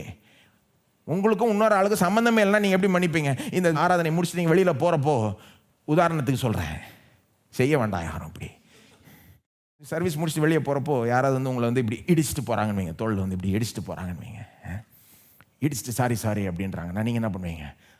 நோ ப்ராப்ளம், மன்னிச்சிருவீங்க. ஆனால் இப்படி நடக்குதுன்னு வைங்க, இடிச்சுட்டு போகிறாங்க, சாரி சொல்லாமல் போகிறாங்க. இது இல்லாமல் பக்கத்தில் இருக்கிற ஆள் அவங்கள பார்த்து உங்களுக்கு முன்னால் ஒன்றும் பிரச்சனை இல்லை நான் மன்னிச்சிடுறேன் அப்படின்னா உங்களுக்கு எப்படி இருக்கும்? தாங்கிக்குவீங்களா? நீங்கள் சும்மா போயிருந்தாவது பரவாயில்ல. 3ஆவது நபர் ஒருத்தர் சம்மந்தம் இல்லாத ஒரு இதில் பாவத்தை மன்னிச்சா, அப்படி தான் இது காணப்படுது. இதை சூப்பர்ஃபிஷியலாக பார்த்து மேலோட்டமாக பார்த்தீங்கன்னா அந்த வேதபாரர்கள் பார்க்குறார்கள், எவனோ ஒருத்தனுடைய பாவத்தை ஒரே லைனில் மன்னிச்சுட்டு போகிறாரே. அவன் எத்தனை பேர் எதிர்த்து பாவம் செஞ்சுருப்பான்? நடக்க முடியாதவன் அந்த திமிர்வாதக்காரன் எவ்வளோ பேர் எதிர்த்து பாவம் செஞ்சுருக்கலாம் இல்லையா? அவன் நடக்க முடியாதனால பாவமே செஞ்சுருக்க முடியாதா? நடக்க முடியல, பார்க்க முடியலன்னா கூட பாவம் செய்ய முடியும். வேதம் சொல்கிறது எல்லாருமே பாவிகள்னு. தேவனுடைய பார்வையில் எல்லாரும் பாவம் செய்து ஏகமாய் கெட்டு போனார்கள், தேவ மகிமை அற்றவர்களாய் இருக்கிறார்கள் வேதம் சொல்லுறது இல்லையா? அப்போ அவன் எத்தனை பேருக்கு எதிர்த்து பாவம் செஞ்சுருக்கலாம்? அவங்கெல்லாம் மன்னிக்கணும் இல்லையா? இயேசு ஒரே நிலம் மன்னிச்சுட்டு போயிடுறாரு. அவன் ரெக்கார்டை அழிச்சிடுறாரு. சிலுவையில் அறையப்பட்ட அந்த கள்ளனுக்கும் அப்படி தான் பண்ணார். ஒரே லைனில் அவன் பழைய ரெக்கார்டெல்லாம் அடிச்சிட்டாரு. இன்றைக்கு நீ என்னோட பரதீசில் இருப்பாயின்ட்டு, அவ்வளோதான் முடிஞ்சது. அப்போ வேதபாரகர்கள் இதை பார்க்கும்போது இது எப்படி செய்யலாம்? கடவுள் ஒருத்தர் தான் இப்படி சொல்ல முடியும், இன்னொருத்தருடைய பாவத்தை அப்படியே மன்னிக்க முடியும், சும்மா நினைச்சாருன்னா மன்னிக்க முடியும். கடவுள் ஒருத்தர் தான் இப்படி பண்ண முடியும். ஆனால் இயேசு அதை செய்கிறாரு. எனக்கு அவங்களுடைய அந்த அக்யூசேஷன் புரியுது, அவங்க குற்றச்சாட்டு புரியுது, அது சரி கிடையாது ஆனால் புரியுது. அவங்க என்ன சொல்கிறாங்க, இது தேவன் ஒருவரே செய்ய வேண்டிய காரியத்தை இவர் செய்கிறாரே அப்படின்னு சொல்கிறாங்க. அதில் என்ன வேடிக்கைன்னா அவங்க கிட்டத்தட்ட உண்மைக்கு வந்துட்டாங்க, ஆனால் கோட்டை விட்டுட்டாங்க. அவங்க வார்த்தைகள் பாருங்கள், மற்றவங்க பேசாத வார்த்தைகள் சொல்கிறாங்க. தேவன் ஒருவரே அன்றி பாவங்களை மன்னிக்கத்தக்கவர் யார்? கிட்டத்தட்ட பாயிண்ட்டுக்கு வந்துட்டான். கடவுள் மட்டும்தான்ப்பா இப்படி செய்ய முடியும். எப்பா அதுதான் பாயிண்ட், இவர் கடவுளே, இவர் கடவுளே. அதை கோட்டை விட்டுட்டான். அவன் குற்றம் சாட்டுறான் மனசில், ஏற்றுக்கொள்ள முடியல. கடவுள் ஒருத்தர் தான் செய்யும். ஆனால் அதுதான் பாயிண்ட்டு. அவர் பாவத்தை மன்னிக்கிறாருன்னா அவருடைய தெய்வத்துவத்தையே அது காண்பிக்குது. கடவுள் மட்டுமே அப்படி செய்ய முடியும். இன்றைக்கு கூட சிலர் பேசுகிறது உண்டு. நிறைய பேர் இப்படி சொல்கிறாங்க. சமீபத்தில் கேட்டிருக்கேன் நான். இயேசு எங்கே சொன்னாருங்க தான் கடவுள்னு? இயேசு எங்கே சொன்னார்? காமிங்க பார்க்கலாம் அப்படின்னு.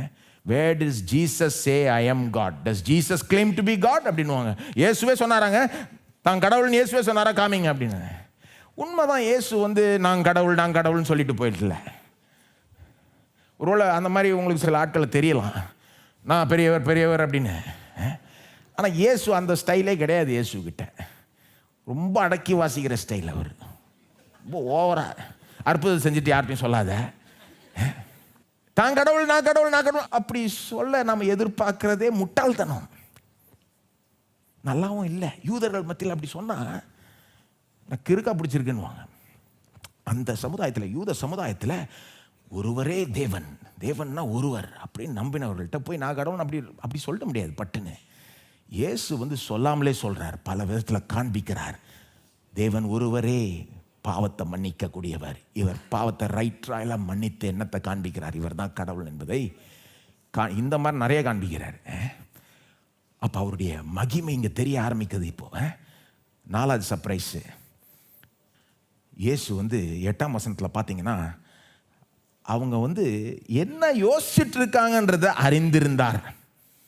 அதாவது இவங்க தேவன் ஒருவரே இந்த மாதிரி மன்னிக்க முடியுமா அல்லவா, இது தேவதூஷணம் அல்லவான்னு வாயை திறந்து சொல்லலை. அவன் வெறும் யோசிச்சான் தான். 6ஆம் வசனம் 7ஆம் வசனத்தில் அவன் குற்றஞ்சாட்டில் வாயை திறந்து ஒன்றும் சொல்ல, வெறும் யோசிச்சான். அதையே இவர் அறிந்து இருந்தார். அவன் எண்ணத்தையே அறிந்து கொண்டிருந்தார். He read their mind, he knew their thoughts. 8ஆம் வசனம் பாருங்க. அவர்கள் தங்களுக்குள்ளே இப்படி சிந்திக்கிறார்கள் என்று, தங்களுக்குள்ளே இப்படி சிந்திக்கிறார்கள் என்று இயேசு உடனே தம்முடைய ஆவியில் அறிந்து. உடனே அவன் நினைக்கிறான் இது தேவதூஷணம் அல்லவா. இயேசு உடனே தெரியுது அவன் நினைக்கிறான். இது எப்படி இருக்கு? இப்போ நீங்க என்ன நினைக்கிறீங்கன்னு எனக்கு தெரியல. ஒருவேளை செய்தி எப்போ முடியுது, டின்னர் என்ன பண்றது, மழை பெய்யுமா, உங்க பக்கத்தில் இருக்கிறவங்க கூட நீங்க என்ன நினைக்கிறீங்கன்னு தெரியாது இல்லையா? அது யோசித்து பாருங்க. உங்கள் பக்கத்தில் இருக்கிறவங்க ஒருவேளை உங்களோட ரொம்ப வருஷம் இருந்திருக்கலாம், கணவன் மனைவியாக இருக்கலாம், 20-30 வருஷமாக கூட இருந்திருக்கலாம். ஆனால் இந்த நேரத்தில் நீங்கள் என்ன நினைக்கிறீங்கன்னு அவங்களுக்கு தெரியாது. கடவுளை அப்படி உண்டாக்கிட்டார். கடவுளுக்கு தெரியும் நீங்கள் என்ன நினைக்கிறீங்க. உங்கள் தாட்ஸே அவர் அறிந்திருக்கிறார் இல்லையா? சங்கீதம் 139 சொல்லப்பட்டிருக்கு, கர்த்தாவே நீர் என்னை ஆராய்ந்து அறிந்திருக்கிறீர், என் உட்காருதலையும் என் எழுந்திருக்கிறதலையும் நீர் அறிந்திருக்கிறீர், என் நினைவுகளை தூரத்திலிருந்து அறிகிறீர். தூரத்திலிருந்து என் நினைவுகளை, கிட்ட கூட வர தேவையில்லையா, தூரத்திலிருந்தே. ஒருத்தர் தான் உங்கள் நினைவுகளே அறிந்திருக்க முடியும். பிசாசு கூட அறிய முடியாது. நீங்கள் என்ன நினைக்கிறீங்கன்னு பிசாசுக்கு தெரியாது. வாய்த்தன்னு சொன்னால் தான் உண்டு. ஆனால் தேவனுக்கு தெரியும். தேவன் மட்டுமே செய்யக்கூடிய காரியத்தை இயேசு இங்கே செய்கிறார். அவங்க எண்ணத்தை அறிகிறார். வெறும் இந்த ஒரு இடத்துல மட்டும் இல்லை, இயேசு பல முறை அதை செய்கிறார். மற்றவன் யோசிக்கிறத அறிந்து இருக்கிறார். பாருங்க, வேற சில வசனங்கள் சொல்லிட்டு போயிடுறேன். மத்தேயு 12:25 இயேசு அவர்கள் சிந்தனைகளை அறிந்து, சிந்தனைகளை அறிந்து. இன்னொரு வசனம் யோவான் 2:25 சொல்லப்பட்டிருக்கு, மனுஷர் உள்ளத்தில் இருப்பதை அவர் அறிந்திருந்தபடியால், உள்ளத்தில் இருந்ததை அவர் அறிந்திருந்தாராம். லூக்கா 9:47 சொல்லுது, இயேசு அவர்கள் இருதயத்தின் யோசனையை அறிந்து. என்ன இருதயத்தில் உள்ளத்தின் ஆழத்தில் என்ன யோசிக்கிறான்றதே அறிஞ்சு வச்சிருந்தார். அப்போ இதுவும் இயேசுனுடைய அந்த மகத்துவத்தை காண்பிக்குது. இவர் வெறும் ஒரு சாதாரண மனுஷன் அல்ல, இவர் தெய்வமாகவே இருக்க வேண்டும். அவன் யோசிக்கிறான், பட்டுன்னு இவருக்கு தெரியுது அவன் இதுதான் யோசிக்கிறான்னு பதில் கொடுக்குறாரு. அவன் கேட்கவே இல்லை, யோசிச்சோன்னா பதில் வருதுங்க. மனசுல ஒரு கேள்வி எழும்புது, அந்த கேள்விக்கு பதில் கொடுக்குறார் இயேசு. இயேசுனுடைய மகத்துவத்தை நீங்கள் அங்கே பார்க்க வேண்டும். அடுத்த சர்ப்ரைஸ், 5வது சர்ப்ரைஸ். முதல் சர்ப்ரைஸ் வீட்டுக்கு போகிறது பதில் கூரைக்கு மேலே ஏறிட்டானுங்க, அது அவனுடைய விசுவாசத்தை காண்பிக்குது. 2வது சர்ப்ரைஸ் அவனை குணமாக்குறதுக்கு பதில் உன் மகனே உன் பாவம் மன்னிக்கப்பட்டதுன்றாரு பல காரணத்துக்காக. 3வது சர்ப்ரைஸ் அதை அவன் நல்லா எடுத்துக்காம தேவதூஷணமாக எடுத்துக்கிட்டான். ஆனால் அவன் அப்படி எடுத்துக்கிட்டதே இயேசுனுடைய மகத்துவத்தை காண்பிக்குது. இயேசு தெய்வமாகவே இருக்க வேண்டும். பாவத்தை அவர் ஒருத்தர் தான் மன்னிக்க முடியும். இப்படி 4வது சர்ப்ரைஸ் வந்து இயேசு அவங்க எண்ணத்தையே அறிந்திருந்தார், உடனே அறிந்திருந்தார். யோசிக்கிறான், டக்குன்னு இவருக்கு தெரியுது என்ன யோசிக்கிறான். 5வது, இந்த சம்பவம் எப்படி போய் முடியுது, அந்த மனுஷனை நடக்க வைக்கிறார். அதுவே அங்கே இருக்கிறவங்களுக்கு பெரிய ஷாக்கு தான், சர்ப்ரைஸ் தான். ஆனால் அதை விட இன்னைக்கு நமக்கு எதுக்கு சர்ப்ரைஸ்னா, அவனை ஏன் நடக்க வச்சார்னு அவரே ஒரு விளக்கம் கொடுக்குறாரு. அது பயங்கரமான சர்ப்ரைஸ் நமக்கு. இயேசு நடக்க வச்சிட்டார்ன்றது நமக்கு இன்னைக்கு சர்ப்ரைஸாக இல்லாமல் இருக்கலாம். ஆமாங்க, இயேசு தானுங்க, யார் போனாலும் குணமாக்கிட்டாருன்னு நாம் நினைக்கலாம். அன்றைக்கி இருந்தவனுக்கு அவன் நடந்ததே பெரிய சர்ப்ரைஸு. ஆனால் இன்றைக்கி இருக்கிறவர்களுக்கு நான் நினைக்கிறேன், ஏன் இயேசு நடக்க வச்சார்னு ஒரு விளக்கம் கொடுத்தாரு, அது பயங்கர சர்ப்ரைஸ். இப்போது முதல்ல அவங்க கோணத்துலேருந்து பார்ப்போம், அப்புறம் நம்ம கோணத்துலேருந்து பார்ப்போம். அவங்க கோணத்துலேருந்து அவன் நடந்ததே பெரிய சர்ப்ரைஸு. 11ஆம் வசனத்தில் நடந்தான் வருது பாருங்கள். இயேசு அவனை பார்த்து நடக்க சொல்கிறார். 11ஆம் வசனத்தில், நீ எழுந்து உன் படுக்கையை எடுத்துக்கொண்டு உன் வீட்டுக்கு போ. அப்படியே நடந்தது இல்லையா? உடனே அவன் எழுந்து தன் படுக்கை எடுத்துக்கொண்டு எல்லாருக்கும் முன்பாக போனான். அப்பொழுது எல்லாரும் ஆச்சரியப்பட்டு, நாம் ஒரு காலம் இப்படி கண்டதில்லை என்று சொல்லி தேவனை மகிமைப்படுத்தினார்கள். நடந்தப்பெல்லாம் ஷாக் ஆயிட்டாங்க. இந்த மாதிரி அற்புதம். ஒருவேளை நீங்கள் அதை ஷாக் ஆகாமல் இருக்கலாம். ஆனால் இதை பாருங்க, ஏன் நடக்க வச்சாருன்னு இயேசுவே ஒரு விளக்கம் கொடுக்குறாருங்க. ஏன் நடக்க வச்சார் கொஞ்சம் யோசித்து பார்த்துருக்கீங்களா? ஏன் நடக்க வச்சார்? நாம் பொதுவாக எப்படி நினைப்போம், எங்கே நடக்க முடியலங்க, வந்தாங்க இயேசு குணமாக்கிட்டார். இயேசு கொடுக்குற விளக்கத்தை பாருங்கள். ஏன் நடக்க வச்சார்? 9ஆம் வசனம் 10ஆம் வசனத்தில் ஏன் நடக்க வச்சார் அவரே ஒரு விளக்கம் கொடுக்குறார். அதை பாருங்கள். 8ஆம் வசனத்தில் தான் அவன் எண்ணத்தை அறிந்து சொல்கிறார் இல்லையா? அவன் யோசிக்கிறான், இது தேவதூஷணம் அல்லவான்னு. 8ஆம் வசனத்தில் இவர் அது தெரிஞ்சு அவனுக்கு பேச ஆரம்பிச்சிடறாரு. 8ஆம் வசனத்துலேயே அவனோட பேச ஆரம்பிச்சிடறாரு. அவர்களை நோக்கி, நீங்கள் உங்கள் இருதயங்கள் இப்படி சிந்திக்கிறது என்னன்னு சொல்லிட்டு 9ஆம் வசனம் பாருங்க. உன் பாவங்கள் உனக்கு மன்னிக்கப்பட்டதென்று சொல்வதோ, எழுந்து உன் படுக்கை எடுத்துக்கொண்டு நடவென்று சொல்வதோ, எது எளிது? ரொம்ப ஒரு மாதிரியான கேள்வியாக இருக்குது. ரொம்ப நாளாக எனக்கு அந்த கேள்வி புரியவே இல்லை. பாவங்கள் மன்னிக்கப்பட்டதோ, எழுந்து நட என்று சொல்வதோ, எது எளிது? யாராவது இப்படி கேட்பாங்களா? ஆக்சுவலாக ரெண்டுமே ரொம்ப கஷ்டம். பாவத்தை மன்னிக்கிறதும் ரொம்ப கஷ்டம், எந்திரிச்சு நடன்னு சொல்கிறதும் ரெண்டுமே இம்பாசிபிளுங்க. இவர் கேட்குறது எது எளிது? ஒரு விதத்தில் ஏற்கனவே சொல்லிட்டேன் நான், பாவத்தை மன்னிக்கிறது தான் இன்னும் ஹையர் ஆக்ட், இன்னும் மேலான ஒரு செயல். ஆனால் அவர் கேட்குற அந்த கேள்வியினுடைய வார்த்தைகளை நல்லா கவனிங்க. அங்கே தான் க்ளூ இருக்குது. அவர் என்ன சொல்ல வர்றாருன்னு. உன் பாவங்கள் உனக்கு மன்னிக்கப்பட்டது என்று சொல்வதோ, எல்லாரும் சொல்லுங்க, சொல்வதோ. எழுந்து உன் படுக்கை எடுத்துக்கொண்டு நடவென்று சொல்வதோ. 2 முறை அந்த வசனத்தில் சொல்வதோ. கிரேக்க மொழியிலே நான் பார்த்தேன், அப்படியே இருக்குது 2 முறை. Which is easier to say?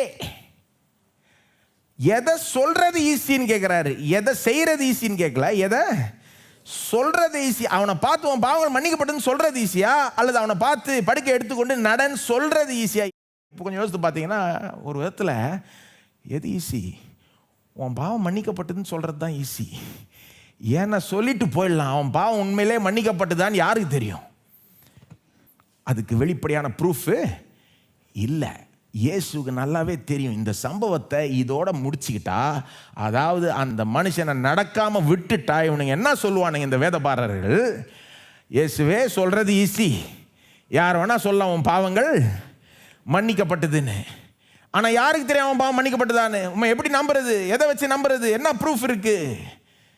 ஆனால் தான் இயேசு சொல்கிறாரு, நீ எப்படி நினைப்பேன்னு எனக்கு தெரியும், ஆனால் நானே கேள்வி எழுப்புறேன், கேளு. எது ஈஸி? சொல்கிறது எது ஈஸி? இதை பாவம் மன்னிக்கப்பட்டுன்னு சொல்கிறது தானே ஈஸி. ஆனால் இதை சொல்லி காமிக்கிறேன்றார். இப்போ 10ஆம் வசனத்தில் சொல்கிறார் பாருங்க, எது ஈஸின்னு கேட்டுட்டு. 10ஆம் வசனம், பூமியிலே பாவங்களை மன்னிக்க மனுஷகுமாரனுக்கு அதிகாரம் உண்டென்பதை நீங்கள் அறிய வேண்டும். என்ன சொல்லுங்க? அறிய வேண்டும். என்னத்தை அறிய வேண்டும்ன்றாரு? அந்த வேதபாரர்கள் பார்த்து தான் சொல்கிறார் மெயினாக. பூமியிலே பாவங்களை மன்னிக்க மனுஷகுமாரனா தம்மையே சொல்கிறாரு, எனக்கு பாவத்தை மன்னிக்கிறதுக்கு அதிகாரம் உண்டு என்பதை நீங்கள் அறியாமல் இந்த இடத்த விட்டு போகக்கூடாது அப்படின்றாரு. நீங்கள் அறிய வேண்டும். பூமியிலே எனக்கு பாவத்தை மன்னிக்கிறதுக்கு அதிகாரம் உண்டு என்று அறிய வேண்டும் என்று சொல்லி திமிர்வாதக்காரனை நோக்கி, நீ எழுந்து உன் படுக்கை எடுத்துக்கொண்டு உன் வீட்டுக்கு. அவன் எந்திரிச்சு அப்படியே போகிறான். எல்லாரும் அதை பார்க்குறாங்க. பார்க்கும்போது நம்ப முடியல. ஒரு பக்கம் ஒரு கூட்டம், அங்கே இருக்கிற ஒரு கூட்டத்தார் சிலர் வந்து அவன் நடக்கிறத கண்டு ஷாக்காக நிற்கிறாங்க. ஆனால் அந்த வேத பாரகர்கள் என்ன யோசித்திருப்பாங்கன்னு நினைக்கிறீங்க? நடந்தது பெருசு, அதை விட பெருசு பாவத்தையே மன்னிச்சிட்டாராப்போ இவர் யார்யா அப்படின்ற ஒரு எண்ணம் லேசாக வந்திருக்கலாம். கண்டிப்பாக வர வேண்டும். ஆனால் தான் இப்படி செய்கிறார்.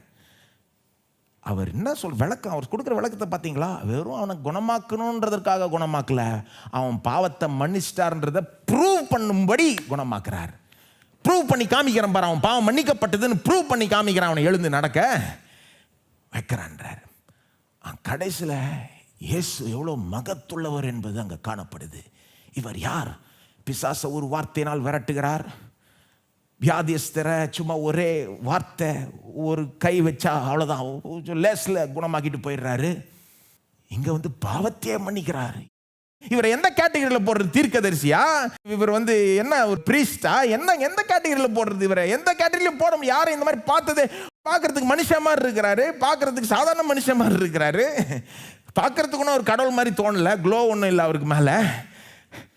ஆனால் எந்த மனுஷனும் செய்யாத செய்கிறாரே, பாவத்தையே மன்னிக்கிறான்ட்டு அதை ப்ரூவ் பண்ணி காமிக்கிறார். எழுந்து நடக்க வச்சிட்டாரே. இவர் யார் என்ற கேள்வி இங்கே உண்டாகுது. இவர் எவ்வளோ பெரியவர்? இவருடைய அதிகாரத்துக்கு எந்த எல்லையாவது இருக்குதா?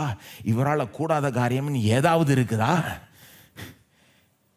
மனுஷகுமாரனுக்கு பாவத்தை மன்னிக்கும் அதிகாரம் உண்டு என்பதை அறிய வேண்டும் என்றார். தம்முடைய அதிகாரத்தை வெளிப்படுத்துகிறார். இங்கே பெருசாக வெளிப்படுகிற காரியம் என்னது? அவருடைய குணமாக்கும் வல்லமை மட்டும் இல்லை, அதை காட்டிலும் பெரிதாய் வெளிப்படுகிற காரியம் அவர் பாவத்தை மன்னிக்க அதிகாரம் உள்ளவராய் இருக்கிறார் என்பதுதான் இங்கே பெருசாக வெளிப்படுது. ரெண்டுமே சூப்பருங்க. நடந்ததும் சூப்பர், அவன் பாவம் மன்னிப்பான். ஆனால் இயேசு எதை பெருசுப்படுத்துகிற மாதிரி தெரியுது. இயேசு எதை பெருசுப்படுத்துகிற மாதிரி தெரியுது. யோசித்து பாருங்க. முதலே வரும்போது உன் பாவங்கள் மன்னிக்கப்பட்டதுன்றாரு. திரும்ப கடைசியில் ஏன் அவனை நடக்க வைக்க போறான்னா, இதை ப்ரூவ் பண்ணும்படி நடக்க வைக்கிறேன். To prove that I will do this. பாருங்க, பைபிளில் நிறைய நேரம் அற்புதங்கள் வந்து அடையாளங்களாய் இருக்கிறது. அடையாளங்கள், சைன்ஸ் அண்ட் வண்டர்ஸ் சொல்கிற சைன். ஆங்கிலத்தில் சைன். எல்லாரும் சொல்லுங்க சைன். பொதுவாக எல்லாருக்கும் தெரியும், சைன் போர்டுன்னு இல்லையா? ஒரு அடையாளம் சைன்னா, அந்த சைனை பார்த்தீங்கன்னா அது உங்களை வேற ஒரு காரியத்துக்கு நடத்த வேண்டும். அதுதான் சைனுடைய ஃபங்க்ஷன். ஒரு சைனுடைய நோக்கம் என்ன? பெங்களூருக்கு இப்படி அப்படின்னு ஒரு சைனை பார்த்தீங்கன்னா, நீங்கள் அந்த சைனை பார்த்துட்டு இதை பார்த்துட்டு அங்கே போய் சேரணும். என்ன பண்ணிடக்கூடாது? சைனை பார்த்துட்டு அதையே பிடிச்சித்தோங்க கூடாது. இங்கே வந்து அவனை எழுந்து நடன்றது வந்து அவனை நடக்க வச்சது வந்து ஒரு அடையாளமாய் யூஸ் பண்ணிக்கிட்டார் இயேசு. ஏன் அவனை எழுந்து நடக்க வைக்கிறேன்? அதை ப்ரூவ் பண்ணும்படி. எதை? அவன் பாவம் மன்னிக்கப்பட்டது என்பதை ப்ரூவ் பண்ணும்படி. அதற்காக இதை செய்யறேன். இதை பார்த்து அதை புரிஞ்சுக்கோ. இதை பார்த்து நான் அதையே செய்ய முடியுன்றத புரிஞ்சுக்கோ. இயேசு அதை தான் இங்கே அதிகமாக பெருசுப்படுத்துகிற மாதிரி தெரியுது. வியாதியஸ்தில் குணமாக்குறது ஏற்கனவே பெருசுப்படுத்திட்டார் 1 அதிகாரத்தில். இங்கே 2 அதிகாரத்தில் இங்கே குறிப்பாக பெரிதாய் காணப்படுகிற காரியம் அவருடைய பாவங்களையே மன்னிக்க ஒரு அதிகாரம். இப்போ ஏன் இதை சொல்கிறேன்னா, இயேசுனுடைய மனசில் என்னமோ தெரில, இதுதான் இதை காட்டிலும் பெரிய விஷயன்ற மாதிரி இருக்குது. பாவ மன்னிப்பு தான் நடக்க வைக்கிறத காட்டிலும் பெரிய விஷயன்ற மாதிரி இருக்குது. நல்லா கவனிங்க. இயேசு வந்து இதை பெருசுப்படுத்துகிற மாதிரி தெரியுது. ஏன் இதை சொல்கிறேன்னா, இன்னைக்கு வந்து நிறைய விசுவாசிகள் மத்தியிலே பாவ மன்னிப்பை நாம் பெருசாக நினைக்கிறது இல்லை. பாவ மன்னிப்பினுடைய அருமையை நாம் புரிஞ்சுக்கிறது இல்லை. அதை லேஸில் எடுத்துக்கிறோம். அதை ஒரு பேசிக்கான ஆசீர்வாதமாக பார்த்துடுறோம். ஆனால் இங்கே பாவ மன்னிப்பு இருந்தால் அடுத்தது என்ன வேணால் நடக்கலான்ற மாதிரி வருது. இங்கே கவனிச்சிங்களா? இங்கே பாவம் மன்னிக்கப்பட்டுருச்சுன்னா அடுத்தது என்ன வேணால் நடக்கலாம். நடக்க முடியாதவன் எழுந்துச்சு நடக்கலாம். கடனில் இருக்கிறவன் கடன்லேருந்து வெளியே வரலாம். வேலை இல்லாதவனுக்கு வேலை கிடைக்கலாம். பிரின்சிபல் அப்படி தாங்க போகுது. பாவம் மன்னிக்கப்பட்டுச்சுன்னா அடுத்தது நடக்கிறதெல்லாம் ஒன்றும் பெரிய விஷயமே. ஏன்னா பெரிய விஷயமே பாவம் மன்னிப்பு தான். நாம் திங்கிங்கில் அப்படி இல்லைன்னு நினைக்கிறேன். நிறைய நேரத்தில் நாம் வந்து பாவம் மன்னிப்பை அடிமட்ட லெவலில் யோசித்துக்கிறோம். அதுதான் ஸ்டார்டிங் ஆசீர்வாதம். உண்மைதான், அதுதான் ஸ்டார்டிங் ஆசீர்வாதம் சொல்லலாம். ஆனால் அதுதான் எல்லா ஆசீர்வாதத்துக்கும் கதவை திறக்குகிறது இல்லையா? பாவம் மன்னிப்புனா என்னங்க? ஏங்க நம்ம பிரச்சனையே என்னங்க? நம்ம பிரச்சனையே என்ன? வெறும் வேலை இல்லைன்றது பிரச்சனை இல்லைங்க. அதை காட்டிலும் ஆழமான பிரச்சனை. மனுஷனுடைய முக்கியமான பிரச்சனை என்ன? ஹெல்த் ஒழுங்காக இல்லைன்றது மட்டும் இல்லை. மனுஷனுடைய முக்கியமான பிரச்சனை என்ன? குடும்ப பிரச்சனை மட்டும் இல்லைங்க. நம்முடைய பிரச்சனை முக்கியமான ரொம்ப வேறா இருக்கிற பிரச்சனை பாவம். கடவுளுக்கும் நமக்கும் அந்த பாவம் ஒரு இடையூறலாய் இருக்கு. அந்த பாவத்தினால் அவர்கிட்ட நம்ம போக முடியல. அந்த பாவத்தினால் அவர்கிட்ட நம்ம ஆசீர்வாதங்களை பெற முடியல. வேறான பிரச்சனை அதுதான். அந்த பாவத்தை எடுத்துட்டா, அதை சரி செஞ்சுட்டா, உண்மையிலே பாவம் மன்னிப்பை கொடுத்துட்டா. நல்லா கவனிங்க, இன்னைக்கு சில கிறிஸ்தவர்களே பாவ பாரத்தோடு வாழ்ந்து கொண்டிருக்கிறார்கள், குற்ற உணர்வோடு வாழ்ந்து கொண்டிருக்கிறார்கள். அது எப்படி தெரியும்னா, எனக்கு தகுதி இல்லைங்க அப்படின்னு நினைப்பாங்க. எனக்கு இதெல்லாம் பெறதுக்கு தகுதி இல்லைங்க, எனக்கு இதெல்லாம் நடக்கிறதுக்கு தகுதி இல்லைன்னு நினைக்கிறவங்க அவங்களுக்கு என்னன்னா வேரில் ஒரு பாவ பாரம் இருக்குது, ஒரு குற்ற உணர்வு. ஐயோ நான் இப்படி செஞ்சுட்டேனே, இப்படி வாழ்ந்துட்டேனே அப்படின்ற ஒரு இதோடையே வாழ்ந்து ஒரு சுமையோடையே வாழ்ந்துக்கிட்டு இருக்காங்க. பிரச்சனை அதுதான் நம்மளை தகுதி இல்லை, நமக்கு இது ஆகாது, இது நடக்காது, இதெல்லாம் தேவன் எனக்கு செய்வாரா, நான் செய்கிறதுக்கு எனக்கு தகுதி இல்லையே அப்படின்னு நினைக்க வைக்கிறது அதுதான். அதை எடுத்துட்டா பாவ மன்னிப்புனா என்னங்க? பாவ மன்னிப்பு எவ்வளோ பெரிய விஷயம் தெரியுமா? பாவ மன்னிப்புனா என்னங்க? என் பாவத்தை மன்னிச்சிட்டாருன்னா என்ன அர்த்தம் தெரியுமா? இன்னைக்கு போய் பரலோகத்தில் டேட்டா பேஸில் போய் ஜீவன் பார்த்தா ரெக்கார்டில் ஒரு பாவம் கூட இருக்காது. பாவம் செய்யலைன்னு சொல்ல, ரெக்கார்டில் பாவம் ஒன்றுமே இருக்காதுன்னு சொல்கிறேன். இன்னும் கேட்டால் டேட்டா பேஸில் ரெக்கார்டில் பார்த்தா என்ன இருக்கும்? ஜீவன் எல்லாம் பர்ஃபெக்டாக செஞ்சுட்டானே, எல்லா நீதியும் செஞ்சுட்டான், tick tick tick tick tick, எல்லாம் ஃபுல் செக்கு டிக்கு, பர்ஃபெக்ட் நீதியை செஞ்சுட்டான். நான் செய்யாத நீதியெல்லாம் என் ரெக்கார்டில் எழுதப்பட்டிருக்கு கணக்கில். எப்படின்னு நினைக்கலாம் நீங்கள்? எப்படின்னா, என் பாவத்தை மன்னிச்சிட்டாருன்னா சும்மா லேஸில் மன்னிக்கல. இயேசு என்னுடைய பாவத்தை கல்வாரி சிலுவையில் சுமந்து அவருடைய நீதியை எனக்கு கொடுக்கிறார். இயேசுனுடைய நீதியை பெற்றவன் நான். இங்கே அவனை லேஸில் ஒரு லைனில் சொல்லிட்டு மன்னிக்கிற மாதிரி தெரியுது. ஆனால் அதுக்கப்புறம் கடைசியில் எங்கே போய் முடிய போகுது இந்த கதை? கல்வாரி சிலுவையில் போய் தான் முடிய போகுது இல்லையா? சிலுவையில் அந்த மனுஷனுடைய பாவத்தையே ஏற்றுக்கொண்டு அதை சுமந்து தீர்ப்பார். அதற்கு வேண்டிய தண்டனையை இயேசு அங்கே ஏற்றுக்கொள்றார். அது மட்டும் இல்லை, அவருடைய நீதியை அந்த மனுஷனுக்கு கொடுக்குறார். அதெல்லாம் அவனுக்கு அன்றைக்கி சொன்னால் விளங்காது, அதனால தான் பாவ மன்னிப்போட விட்டுக்கிட்டாரு. ஆனால் பாவ மன்னிப்பினுடைய முழுமையான அர்த்தம் ரோமரெல்லாம் போய் வாசித்து பாருங்க. பாவ மன்னிப்பினுடைய அடுத்த பக்கம் என்னது? நாம் நீதிமான்கள், இயேசுனுடைய நீதியை பெற்ற மக்கள். இயேசு வெறும் நமக்காக மரித்தார்ன்றது மட்டும் இல்லை, நமக்காக வாழ்ந்தார். அவருடைய மரணம் மட்டும்தான் நமக்காகவா? இயேசு மரித்தது மட்டும்தான் நமக்காகவான்னு கேட்குறேன். இல்லைங்க, இயேசு நீதியை செய்து வாழ்ந்தார் இல்லையா? பழுதற்ற ஆட்டுக்குட்டியாய் சிலுவைக்கு போனார் அல்லவா? ஏன்? அப்போதான் அந்த பழுதற்ற அந்த தன்மை எனக்கு வரணும். அந்த அவர் நீதிமான் எக்ஸ்சேஞ்ச் நடக்கும். என் பாவம் அவர் மேலே போகுது, அவருடைய நீதி என் மேலே வருகிறது. இதெல்லாம் நீங்கள் அவன்கிட்ட சொல்லியிருந்தா புரிஞ்சிருக்கா? ஆனால் நமக்கு புரியணும் இல்லையா? ரோமரில் அதனால தான் நான் பவுல் இந்த மேட்டரை வாணி அடிக்கிற மாதிரி திரும்ப அடிக்கிறார். நீதிமான் நீதிமான் நீதிமான் ஆக்கப்பட்டிருக்கிறோம், கிருபையினால் விசுவாசத்தை கொண்டு நீதிமான் ஆக்கப்பட்டிருக்கிறோன்றாரு. ஏன்? இதுதான் அந்த ரட்சிப்பினுடைய அடிப்படை. பாவ மன்னிப்பு, நீதிமானாக்கப்படுதல் அப்படின்னா என்ன அர்த்தம்? ரெக்கார்டே வைப்ட் அவுட். பழைய ரெக்கார்டு போய் எனக்கு வேற ஒரு ரெக்கார்டு கிரியேட் ஆயிடுச்சு. தேவனுடைய பார்வையில் நான் எல்லா நீதியும் செஞ்ச மாதிரி காண்பிக்கிறார். இயேசுனுடைய நீதி ஏன் அக்கௌண்ட்ல போடப்பட்டது? இன்னைக்கு தேவன் என்ன பார்க்கும்போது பாவியா பார்க்கல, எல்லா நீதியும் செஞ்ச நீதிமானாய் பார்க்கறார்ன்றத உண்மையிலே நம்பிட்டீங்கன்னா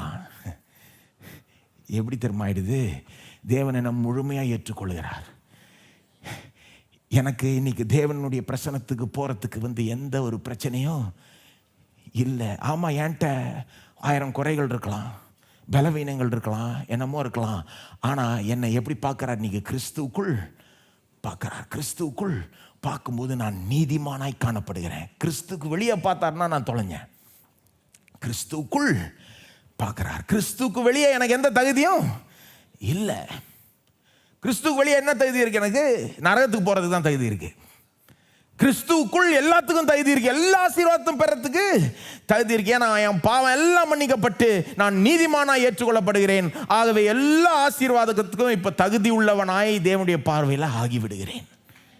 எல்லா ஆசீர்வாதம், எல்லா ஆசீர்வாதம். இதுதான் அந்த பேசிஸ். பாருங்க, அவன் பாவத்தை உண்மையிலே மன்னிச்சதுனால அவனை எழுந்து நடக்க வைக்கிறது அவருக்கு ஒரு பெரிய விஷயமே கிடையாது. நமக்கு தான் அது பெருசா தெரியல. இயேசுவை பொறுத்தவரைக்கும் அதை செஞ்சுட்டா இது செஞ்சிடலாம், அதை செஞ்சுட்டா அவனுக்கு மற்ற எல்லா ஆசீர்வாதத்துக்கும் பெறத்துக்கு தகுதி உண்டாயிடுச்சு. ஏஞ்சி நடக்கிறது மட்டும் இல்லை, அவன் வாழ்க்கையில் வேண்டிய எல்லா ஆசீர்வாதம் அடுத்த அவன் பெறலாம் தகுதி உள்ளவானாய் ஆகிவிட்டான். ஃபுல் ஃப்ரீடத்தை கொடுத்துட்டார், எல்லா பாரத்தையும் எடுத்து விட்டார். அது அவ்வளோ பெரிய ஆசீர்வாதங்க பாவ மன்னிப்பு. எல்லா ஆசீர்வாதத்துக்கும் கதவை திறக்கிற ஒரு ஆசீர்வாதம், மற்ற எல்லா ஆசீர்வாதத்தையும் பெறத்துக்கு தகுதியை கொடுக்கிற ஒரு ஆசீர்வாதம். அப்போ பாவ மன்னிப்பினுடைய அருமையை புரிந்து கொள்ள வேண்டும். அது எவ்வளோ பெரிய ஒரு விஷயன்றதை பாராட்ட வேண்டும், அதில் மகிழ வேண்டும். அதை லேசில் எடுத்துக்கூடாது. ஆனால் என்ன பிரச்சனை, நிறைய பேர் அதை பாராட்ட மாட்டாங்க இல்லையா? யார் பாராட்டுவாங்கன்னா, பொதுவாக நிறைய பாவம் செஞ்சவங்க தான் பாராட்டுவாங்க. ரொம்ப பெரிய பாவிகள், நிறைய பாவம் செஞ்சவங்க, என் பாவம் மன்னிக்கப்பட்டதா, நம்பவே முடியாது அவனால். எப்படி பாவம் எல்லாம் மன்னிக்கப்பட்டதா, ஒரே லைனில் மன்னிக்கப்பட்டதா, அவ்வளோதானா, அவன் தான் அதிகமாக பாராட்டுவான். ஆனால் நிறைய பாவம் செய்யாதவங்க, ரொம்ப பெரிய பாவியாக இல்லாதவங்க, அவங்க என்ன பண்ணுறது, அப்படி நினைக்கிறதே தப்பு. நிறைய பாவம் செய்யாதவங்கன்னு யாருமே இல்லை. நம்ம எல்லாரும் நல்லவங்க தான், எனக்கு புரியுது. பொதுவாக எல்லா மக்களும் நல்ல மக்கள் தான், எல்லாம் நல்லதை செய்கிற மக்கள் தான். ஆனால் தேவனுடைய பார்வையில் நம்ம ரெக்கார்டில் என்னென்னமோ இருக்குது. தேவனுடைய பார்வையில் சொல்கிறேன், அதாவது பழைய ரெக்கார்டை சொல்கிறேன், டிலீட் ஆன ரெக்கார்டு. அதாவது தேவனுடைய நியாயப்பிரமாணத்தோட ஒப்பிட்டு பார்த்தீங்கன்னா யாரை பற்றியும் சொல்ல முடியாது இவங்க நிறைய பாவம் செய்யலைன்னு. அதுவும் இயேசுனுடைய ஸ்டாண்டர்டை வச்சு பார்த்தீங்கன்னா யாரும் கிட்ட கூட வர முடியாது, எல்லாம் வாயம் அடைக்கப்படும். இயேசு எப்படி சொல்கிறாரு, கொலை செய்யாத இருந்தால் பத்தாது, நீ இன்னொருத்த மேலே நியாயம் இல்லாமல் கோபமே பட முடியாதுன்றார். கோபப்பட்டாலே இருதயத்தில் கொலை செஞ்சதுக்கு சமன்றாரு. இது என்னங்க கணக்கு இது? ஒரு ஸ்திரியை இச்சையோட பார்த்தாலே போதும், அது இருதயத்தில் விபச்சாரத்தை செய்ததுக்கு சமம்ன்றார் இயேசு. இவருடைய ஸ்டாண்டர்டுக்கு முன்னால் யார் நிற்கிறது? பாவத்தினுடைய அந்த இதை உணராததுனால தான் பாவ மன்னிப்பினுடைய மேன்மையை பாராட்டுறது இல்லை ஜனங்க. நிறைய பேர் என்ன நினச்சிக்கிறேன், நான் பெரிய பாவி இல்லைங்க, நான் பெரிய பாவம்லாம் செய்யலைன்னு. முதல்ல அவங்க எந்த அளவுக்கு பெரிய பாவியாக இருந்தாங்கன்னு முதல்ல அது அந்த போதனை கேட்கணும். அவங்க பாவத்தை பற்றிய உண்மை அவங்களுக்கு தெரியல. எல்லாரும் எப்படி அவருடைய பார்வையில் அழுக்கான பாவிகளாய் இருக்கிறார்கள் என்று தெரியல. இயேசு இல்லைன்னா அந்த பாவத்தின் ஆழம், அந்த பாவத்தினுடைய அழுக்கு, அந்த பாவத்தினுடைய அந்த கோரம் ரொம்ப மோசம். அந்த ஆழத்திலிருந்து தூக்கி எடுத்தார் இயேசு அவருடைய அன்பினால். அந்த அழுக்கிலிருந்து நம்மளை சுத்திகரித்து எடுத்தார், பாவத்தை மன்னித்து நீதிமான் ஆக்கி இருக்கிறார். இப்போ இந்த காரணத்தினால தான் பாருங்கள், பாவ மன்னிப்பினுடைய அருமையை ஜனங்க தெரியாமல் இருக்கிறாங்க. அவ்வளோ பெரிய விஷயம் நமக்கு அந்த பாவ மன்னிப்பு மூலமாக கிடச்சிருக்குன்றதை உணராமல் இருக்காங்க. ஒரு பிரசங்கர் சொல்கிறாரு, இந்த பாவ மன்னிப்பினுடைய அருமை யாருக்கு தெரியுமா, பல்லு வலி ரொம்ப மாசமாக இருந்து போனவங்களுக்கு தான் பாவ மன்னிப்பினுடைய அருமை தெரியுன்றாரு. எனக்கு அந்த மாதிரி இருந்ததில்லை, ஆனால் சொல்கிறேன். என்ன சொல்கிறாரு, பல்வெளி ரொம்ப மாசமாக இருந்தவங்க அதோட அதை சகிச்சிக்க கற்றுக்கிறாங்க. அந்த ஒரு பாரத்தோடையே வாழ்ந்து வாழ்ந்து வாழ்ந்து வலிச்சு வலிச்சு அதை தாங்கிக்கிறாங்க. அப்புறம் அது போன பிறகு தான் தெரியும், அப்பா இவ்வளோ ஃப்ரீயாக இருக்கு. இன்றைக்கி நிறைய பேர் அந்த மாதிரி வாழ்ந்துட்டு இருக்காங்க. ஒரு ஒரு குற்ற உணர்வு, அவங்க கீழாக ஆழத்தில் ஒரு குற்ற உணர்வு இருக்குது. சில விசுவாசிகளுக்கே அது இருக்குது. அவங்க இருதயத்தின் ஆழத்தில் ஒரு குற்ற உணர்வு, தேவன் என்னை முழுமையாக ஏற்றுக்கொள்கிறாரான்னு ஒரு சந்தேகம், நான் அவருடைய பார்வைக்கு முன்னால் ஆசீர்வாதத்தை பெறத்துக்கு தகுதி இருக்கான்னு ஒரு சந்தேகம். பாருங்கள், அந்த குற்ற உணர்வு உங்களை கட்டி போட்டுரும். பயம் எப்படி ஒரு ஆளை கட்டி போட்டுருமோ, ஒன்றும் செய்யாத மாதிரி பேரலைஸ் பண்ணி விட்டுருமோ, அது போல தான் குற்ற உணர்வும் ஒரு ஆளை அடுத்த ஸ்டெப் நீங்கள் உயராமல் கட்டி போட்டுரும். அது தடுத்து நிறுத்திடும். அந்த குற்ற உணர்வுலேருந்து இன்றைக்கே விடுதலை ஆகணும். யாராக இருந்தீங்கனாலும், விசுவாசியாக இருக்கட்டும் அவிசுவாசியாக இருக்கட்டும், யாராக இருந்தாலும் நான் சொல்லுகிறேன், இன்றைக்கு இயேசுவை இப்படி பாருங்க, முற்றிலுமாய் என் பாவங்களை மன்னிக்கிறவர், ரெக்கார்டையே அழிச்சிடுறவர், புதிய ரெக்கார்டை தருகிறவர். உணராமல் போகாதீங்க. இன்னைக்கு அந்த பாரத்திலிருந்து விடுபடாம போகாதீங்க. அதுதான் பெருசுப்படுத்துறாரு இயேசுவிங்க. அதுலேருந்து விடுதலை ஆயிட்டா அப்புறம் எதை வேணா பெற்றுக்கொள்ளலான்றாரு. மற்றதெல்லாம் ஒரு பிரச்சனையே கிடையாதுன்றாரு. உங்களுக்கு வேலை வேணுமா, உங்களுக்கு வேற பிரச்சனை தீரணுமா, வியாதியிலிருந்து குணமாகணுமா, அதெல்லாம் ஒரு பெரிய விஷயமே கிடையாதுன்றார் இயேசு. தேவனுக்கு முன்பாக மேலே பாவ மன்னிப்பை பெற்றுக்கொள்ளுங்க, குற்ற உணர்வு நீங்கட்டும், நீதிமான் ஆயிடுங்க, தகுதி உள்ளவங்க ஆயிடுங்க. தேவன் உங்களை முழுமையாக ஏற்றுக்கொண்டுட்டார்னா அப்போ உங்களுக்கு செய்ய மாட்டாருன்னு ஒன்றுமே கிடையாது. செய்ய முடியாதும் கிடையாது, செய்ய மாட்டாருன்னும் கூட கிடையாது. அப்போ என்ன பாயிண்ட்டு? அந்த பாவ மன்னிப்பை பெருசுப்படுத்துகிற நாமளும் இன்னும் அதை பெருசுப்படுத்தணும். கடைசியாக அவங்க விசுவாசத்தை திரும்ப சொல்லி முடிக்க விரும்புகிறேன். இன்றைக்கி உங்களுக்கு என்ன பிரச்சனையாக இருந்தாலும், ஒருவேளை குற்ற உணர்வுலேருந்து விடுதலை விரும்பலாம், நீங்கள் பாவ மன்னிப்பு விரும்பலாம், முதல் முறையாக பாவ மன்னிப்பை பெறணும்னு விரும்பலாம், அல்லது 100வது முறை 10,000வது முறை பாவ மன்னிப்பை பெறணும்னு விரும்பலாம். பரவாயில்ல. இன்றைக்கி வியாதியிலிருந்து உங்களுக்கு சுகத்தை நீங்கள் விரும்பலாம், கடன்லேருந்து விடுதலையை விரும்பலாம். நீங்கள் என்ன செய்யணுங்க? ஒரே ஒரு காரியத்தை தான் இயேசு எதிர்பார்க்குறாரு நம்மகிட்ட, விசுவாசம். எல்லாரும் சொல்லுங்க, விசுவாசம். அவன் கூரைக்கு மேலே ஏறி போய் அதை பிரித்து அவன் வந்த உடனே தான் இயேசுகிட்டேருந்து அக்ரெசிவாக ஒரு இது வந்துருச்சு. அவன் பாவம் மன்னிக்கப்பட்டதுன்றார்.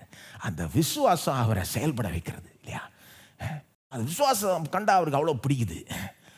விசுவாசம் என்னங்க? இவர்கிட்ட போனால் செஞ்சிருவார், அவ்வளோதாங்க. இவர்கிட்ட கேட்டால் நிச்சயம் கொடுப்பார். இவரால் கூடாத காரியம் ஒன்றுமே கிடையாது. இவர்கிட்ட கேட்டுட்டா போதும், நிச்சயம் செஞ்சிருவார், எப்படியா செஞ்சிருவார் அப்படின்னு ஒரு நீங்கள் நம்பிக்கை இன்றைக்கி வச்சிங்கன்னா உங்களுக்கு என்ன வேணால் நடக்குங்க. எவ்வளோ பெரிய அற்புதமாக இருந்தாலும் இன்றைக்கி நடக்கலாம். விசுவாசிங்க, அவ்வளோதான். கூரைக்கு மேலே ஏறி போக தேவையில்ல. இவர்கிட்ட கேட்டால் போதும், இவர் செய்வார்னு விசுவாசா போதும், அவர் செய்வார். அவர் அவ்வளோ பெரியவர், அவரால் கூடாத காரியம் ஒன்றுமில்லை. அவரை நீங்கள் நம்பலாம். என்ன பிரச்சனைன்றது அவருக்கு ஒரு மேட்ரே கிடையாது. பெரிய பிரச்சனையாக இருக்கலாம், சின்ன பிரச்சனையாக இருக்கலாம், மேலோட்டமான பிரச்சனையாக இருக்கலாம், ஆழமான பிரச்சனையாக இருக்கலாம், சிக்கலான பிரச்சனையாக இருக்கலாம், ரொம்ப சிக்கல் இல்லாத பிரச்சனையாக இருக்கலாம். எல்லா பிரச்சனையும் தீர்க்க வல்லவராய் நல்லவராய் இருக்கிறார் இந்த இயேசு. மார்க் 2:1-12 இருக்கிற இயேசு தான் இன்னைக்கும் உயிரோடு இருக்கிறார். எல்லா சகல அதிகாரம் உடையவராய் இருக்கிறார். இன்றைக்கும் செயல்பட்டு வருகிறார். இன்றைக்கும் யாராவது விசுவாசிப்பார்களான்னு பார்க்கிறார். விசுவாசிக்கிறவர்களுக்கு இவரா முன் வந்து அவங்க விசுவாசிக்கிறத காட்டிலும் இவர் அதிகமாய் செய்வார். எல்லோரும் எழுந்து நிற்போம். ஸ்தோத்திரம். ஒருவேளை பாவ மன்னிப்பை பெறணும்னு சொல்லுகிறவர்கள் இப்போவே நீங்கள் இயேசுவை நோக்கி கூப்பிடுங்க. அவர் உயிரோடு இருக்கார். கூப்பிட்டீங்கன்னா அவர் பதிலளிப்பார். Whoever calls upon the name of the Lord shall be saved. அவருடைய நாமத்தை நோக்கி கூப்பிடுகிறவர்களுக்கு அவர் மறு உத்தரவு அளிப்பார், ரட்சிப்பார். இயேசுவின் ரட்சியம், பாவத்தை மன்னியும் அப்படின்னு சொன்னீங்கன்னா போதும். நீங்கள் எவ்வளோ பெரிய பாவி, என்னென்ன செஞ்சீங்க அதெல்லாம் பொருட்டே கிடையாது. ஒரே லைனில் மன்னிச்சுட்டு போயிடுவார். ஏற்கனவே உங்கள் பாவத்தை கல்வாரி சிலுவையில் சுமந்து தீர்த்து விட்டார். அதற்கு வேண்டிய தண்டனையை செலுத்தி விட்டார். இதுக்கு மேலே என்ன? நீங்கள் அவரை நோக்கி கூப்பிட்டீங்கன்னா போதும், இப்போவே இந்த செகண்டே அவர் மன்னிக்க வல்லவராய் நல்லவராய் இருக்கிறார். அவரிடத்தில் நோக்கி கூப்பிடுறவங்கள வேணான்னு தள்ள மாட்டார். அவரிடத்தில் வருகிறவர்களே நம்புகிறவர்களே புறம்பே தள்ள மாட்டார். நீ யாராக இருந்தாலும் இப்போவே இயேசு நோக்கி கூப்பிடலாம். இங்கே இருக்கிறீங்களோ அல்லது உங்கள் வீட்டிலேருந்து பார்க்குறீங்களோ, எங்கேருந்து பார்க்குறீங்களோ, இயேசுவே என் பாவத்தை மன்னியும், என்னை ரட்சியும், ஒரு புதிய வாழ்க்கையை தாரும், புதிய துவக்கத்தை தாரும். நீங்கள் இப்போவே கேட்கலாங்க, இப்போவே கேட்கலாங்க. ஸ்தோத்திரம். லேசா நீங்களா கேளுங்க, அவ்வளோதான். ஸ்தோத்திரம் ஆண்டவரே, ஸ்தோத்திரம். இவர்கிட்ட கேட்டால் இவர் செய்வார்னு நம்பி கேட்டால் போதுங்க, செஞ்சிருவார். கேட்டு பாருங்க. ஸ்தோத்திரம். ஒருவேளை வியாதியிலிருந்து சுகத்தை விரும்புகிறவர்கள் நீங்கள் உங்கள் கரங்களை உயர்த்தலாம். நான் பார்க்கும்படி கிடையாது, விசுவாச செயலாக உயர்த்துங்க. இவர்கிட்ட நான் இப்போ பெற்றுக்கொள்ள போகிறேன் அப்படின்ற விசுவாசத்துடன் உயர்த்தலாம்.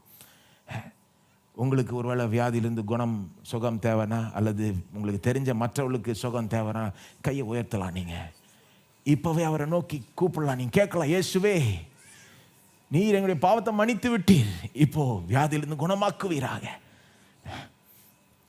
அவரால் கூடாத காரியம் ஒன்றும் இல்லை. பாவத்தையே மன்னிக்கிறவர் வியாதியிலிருந்து நிச்சயமாக குணமாக்கிடுவார். பாவத்தையே மன்னிக்கிறவர் கடனிலிருந்து விடுதலை கொடுத்துருவார். பாவத்தையே மன்னிக்கிறவர் மற்ற வாழ்க்கையின் பிரச்சனைகளை சரி செய்து விடுவார்.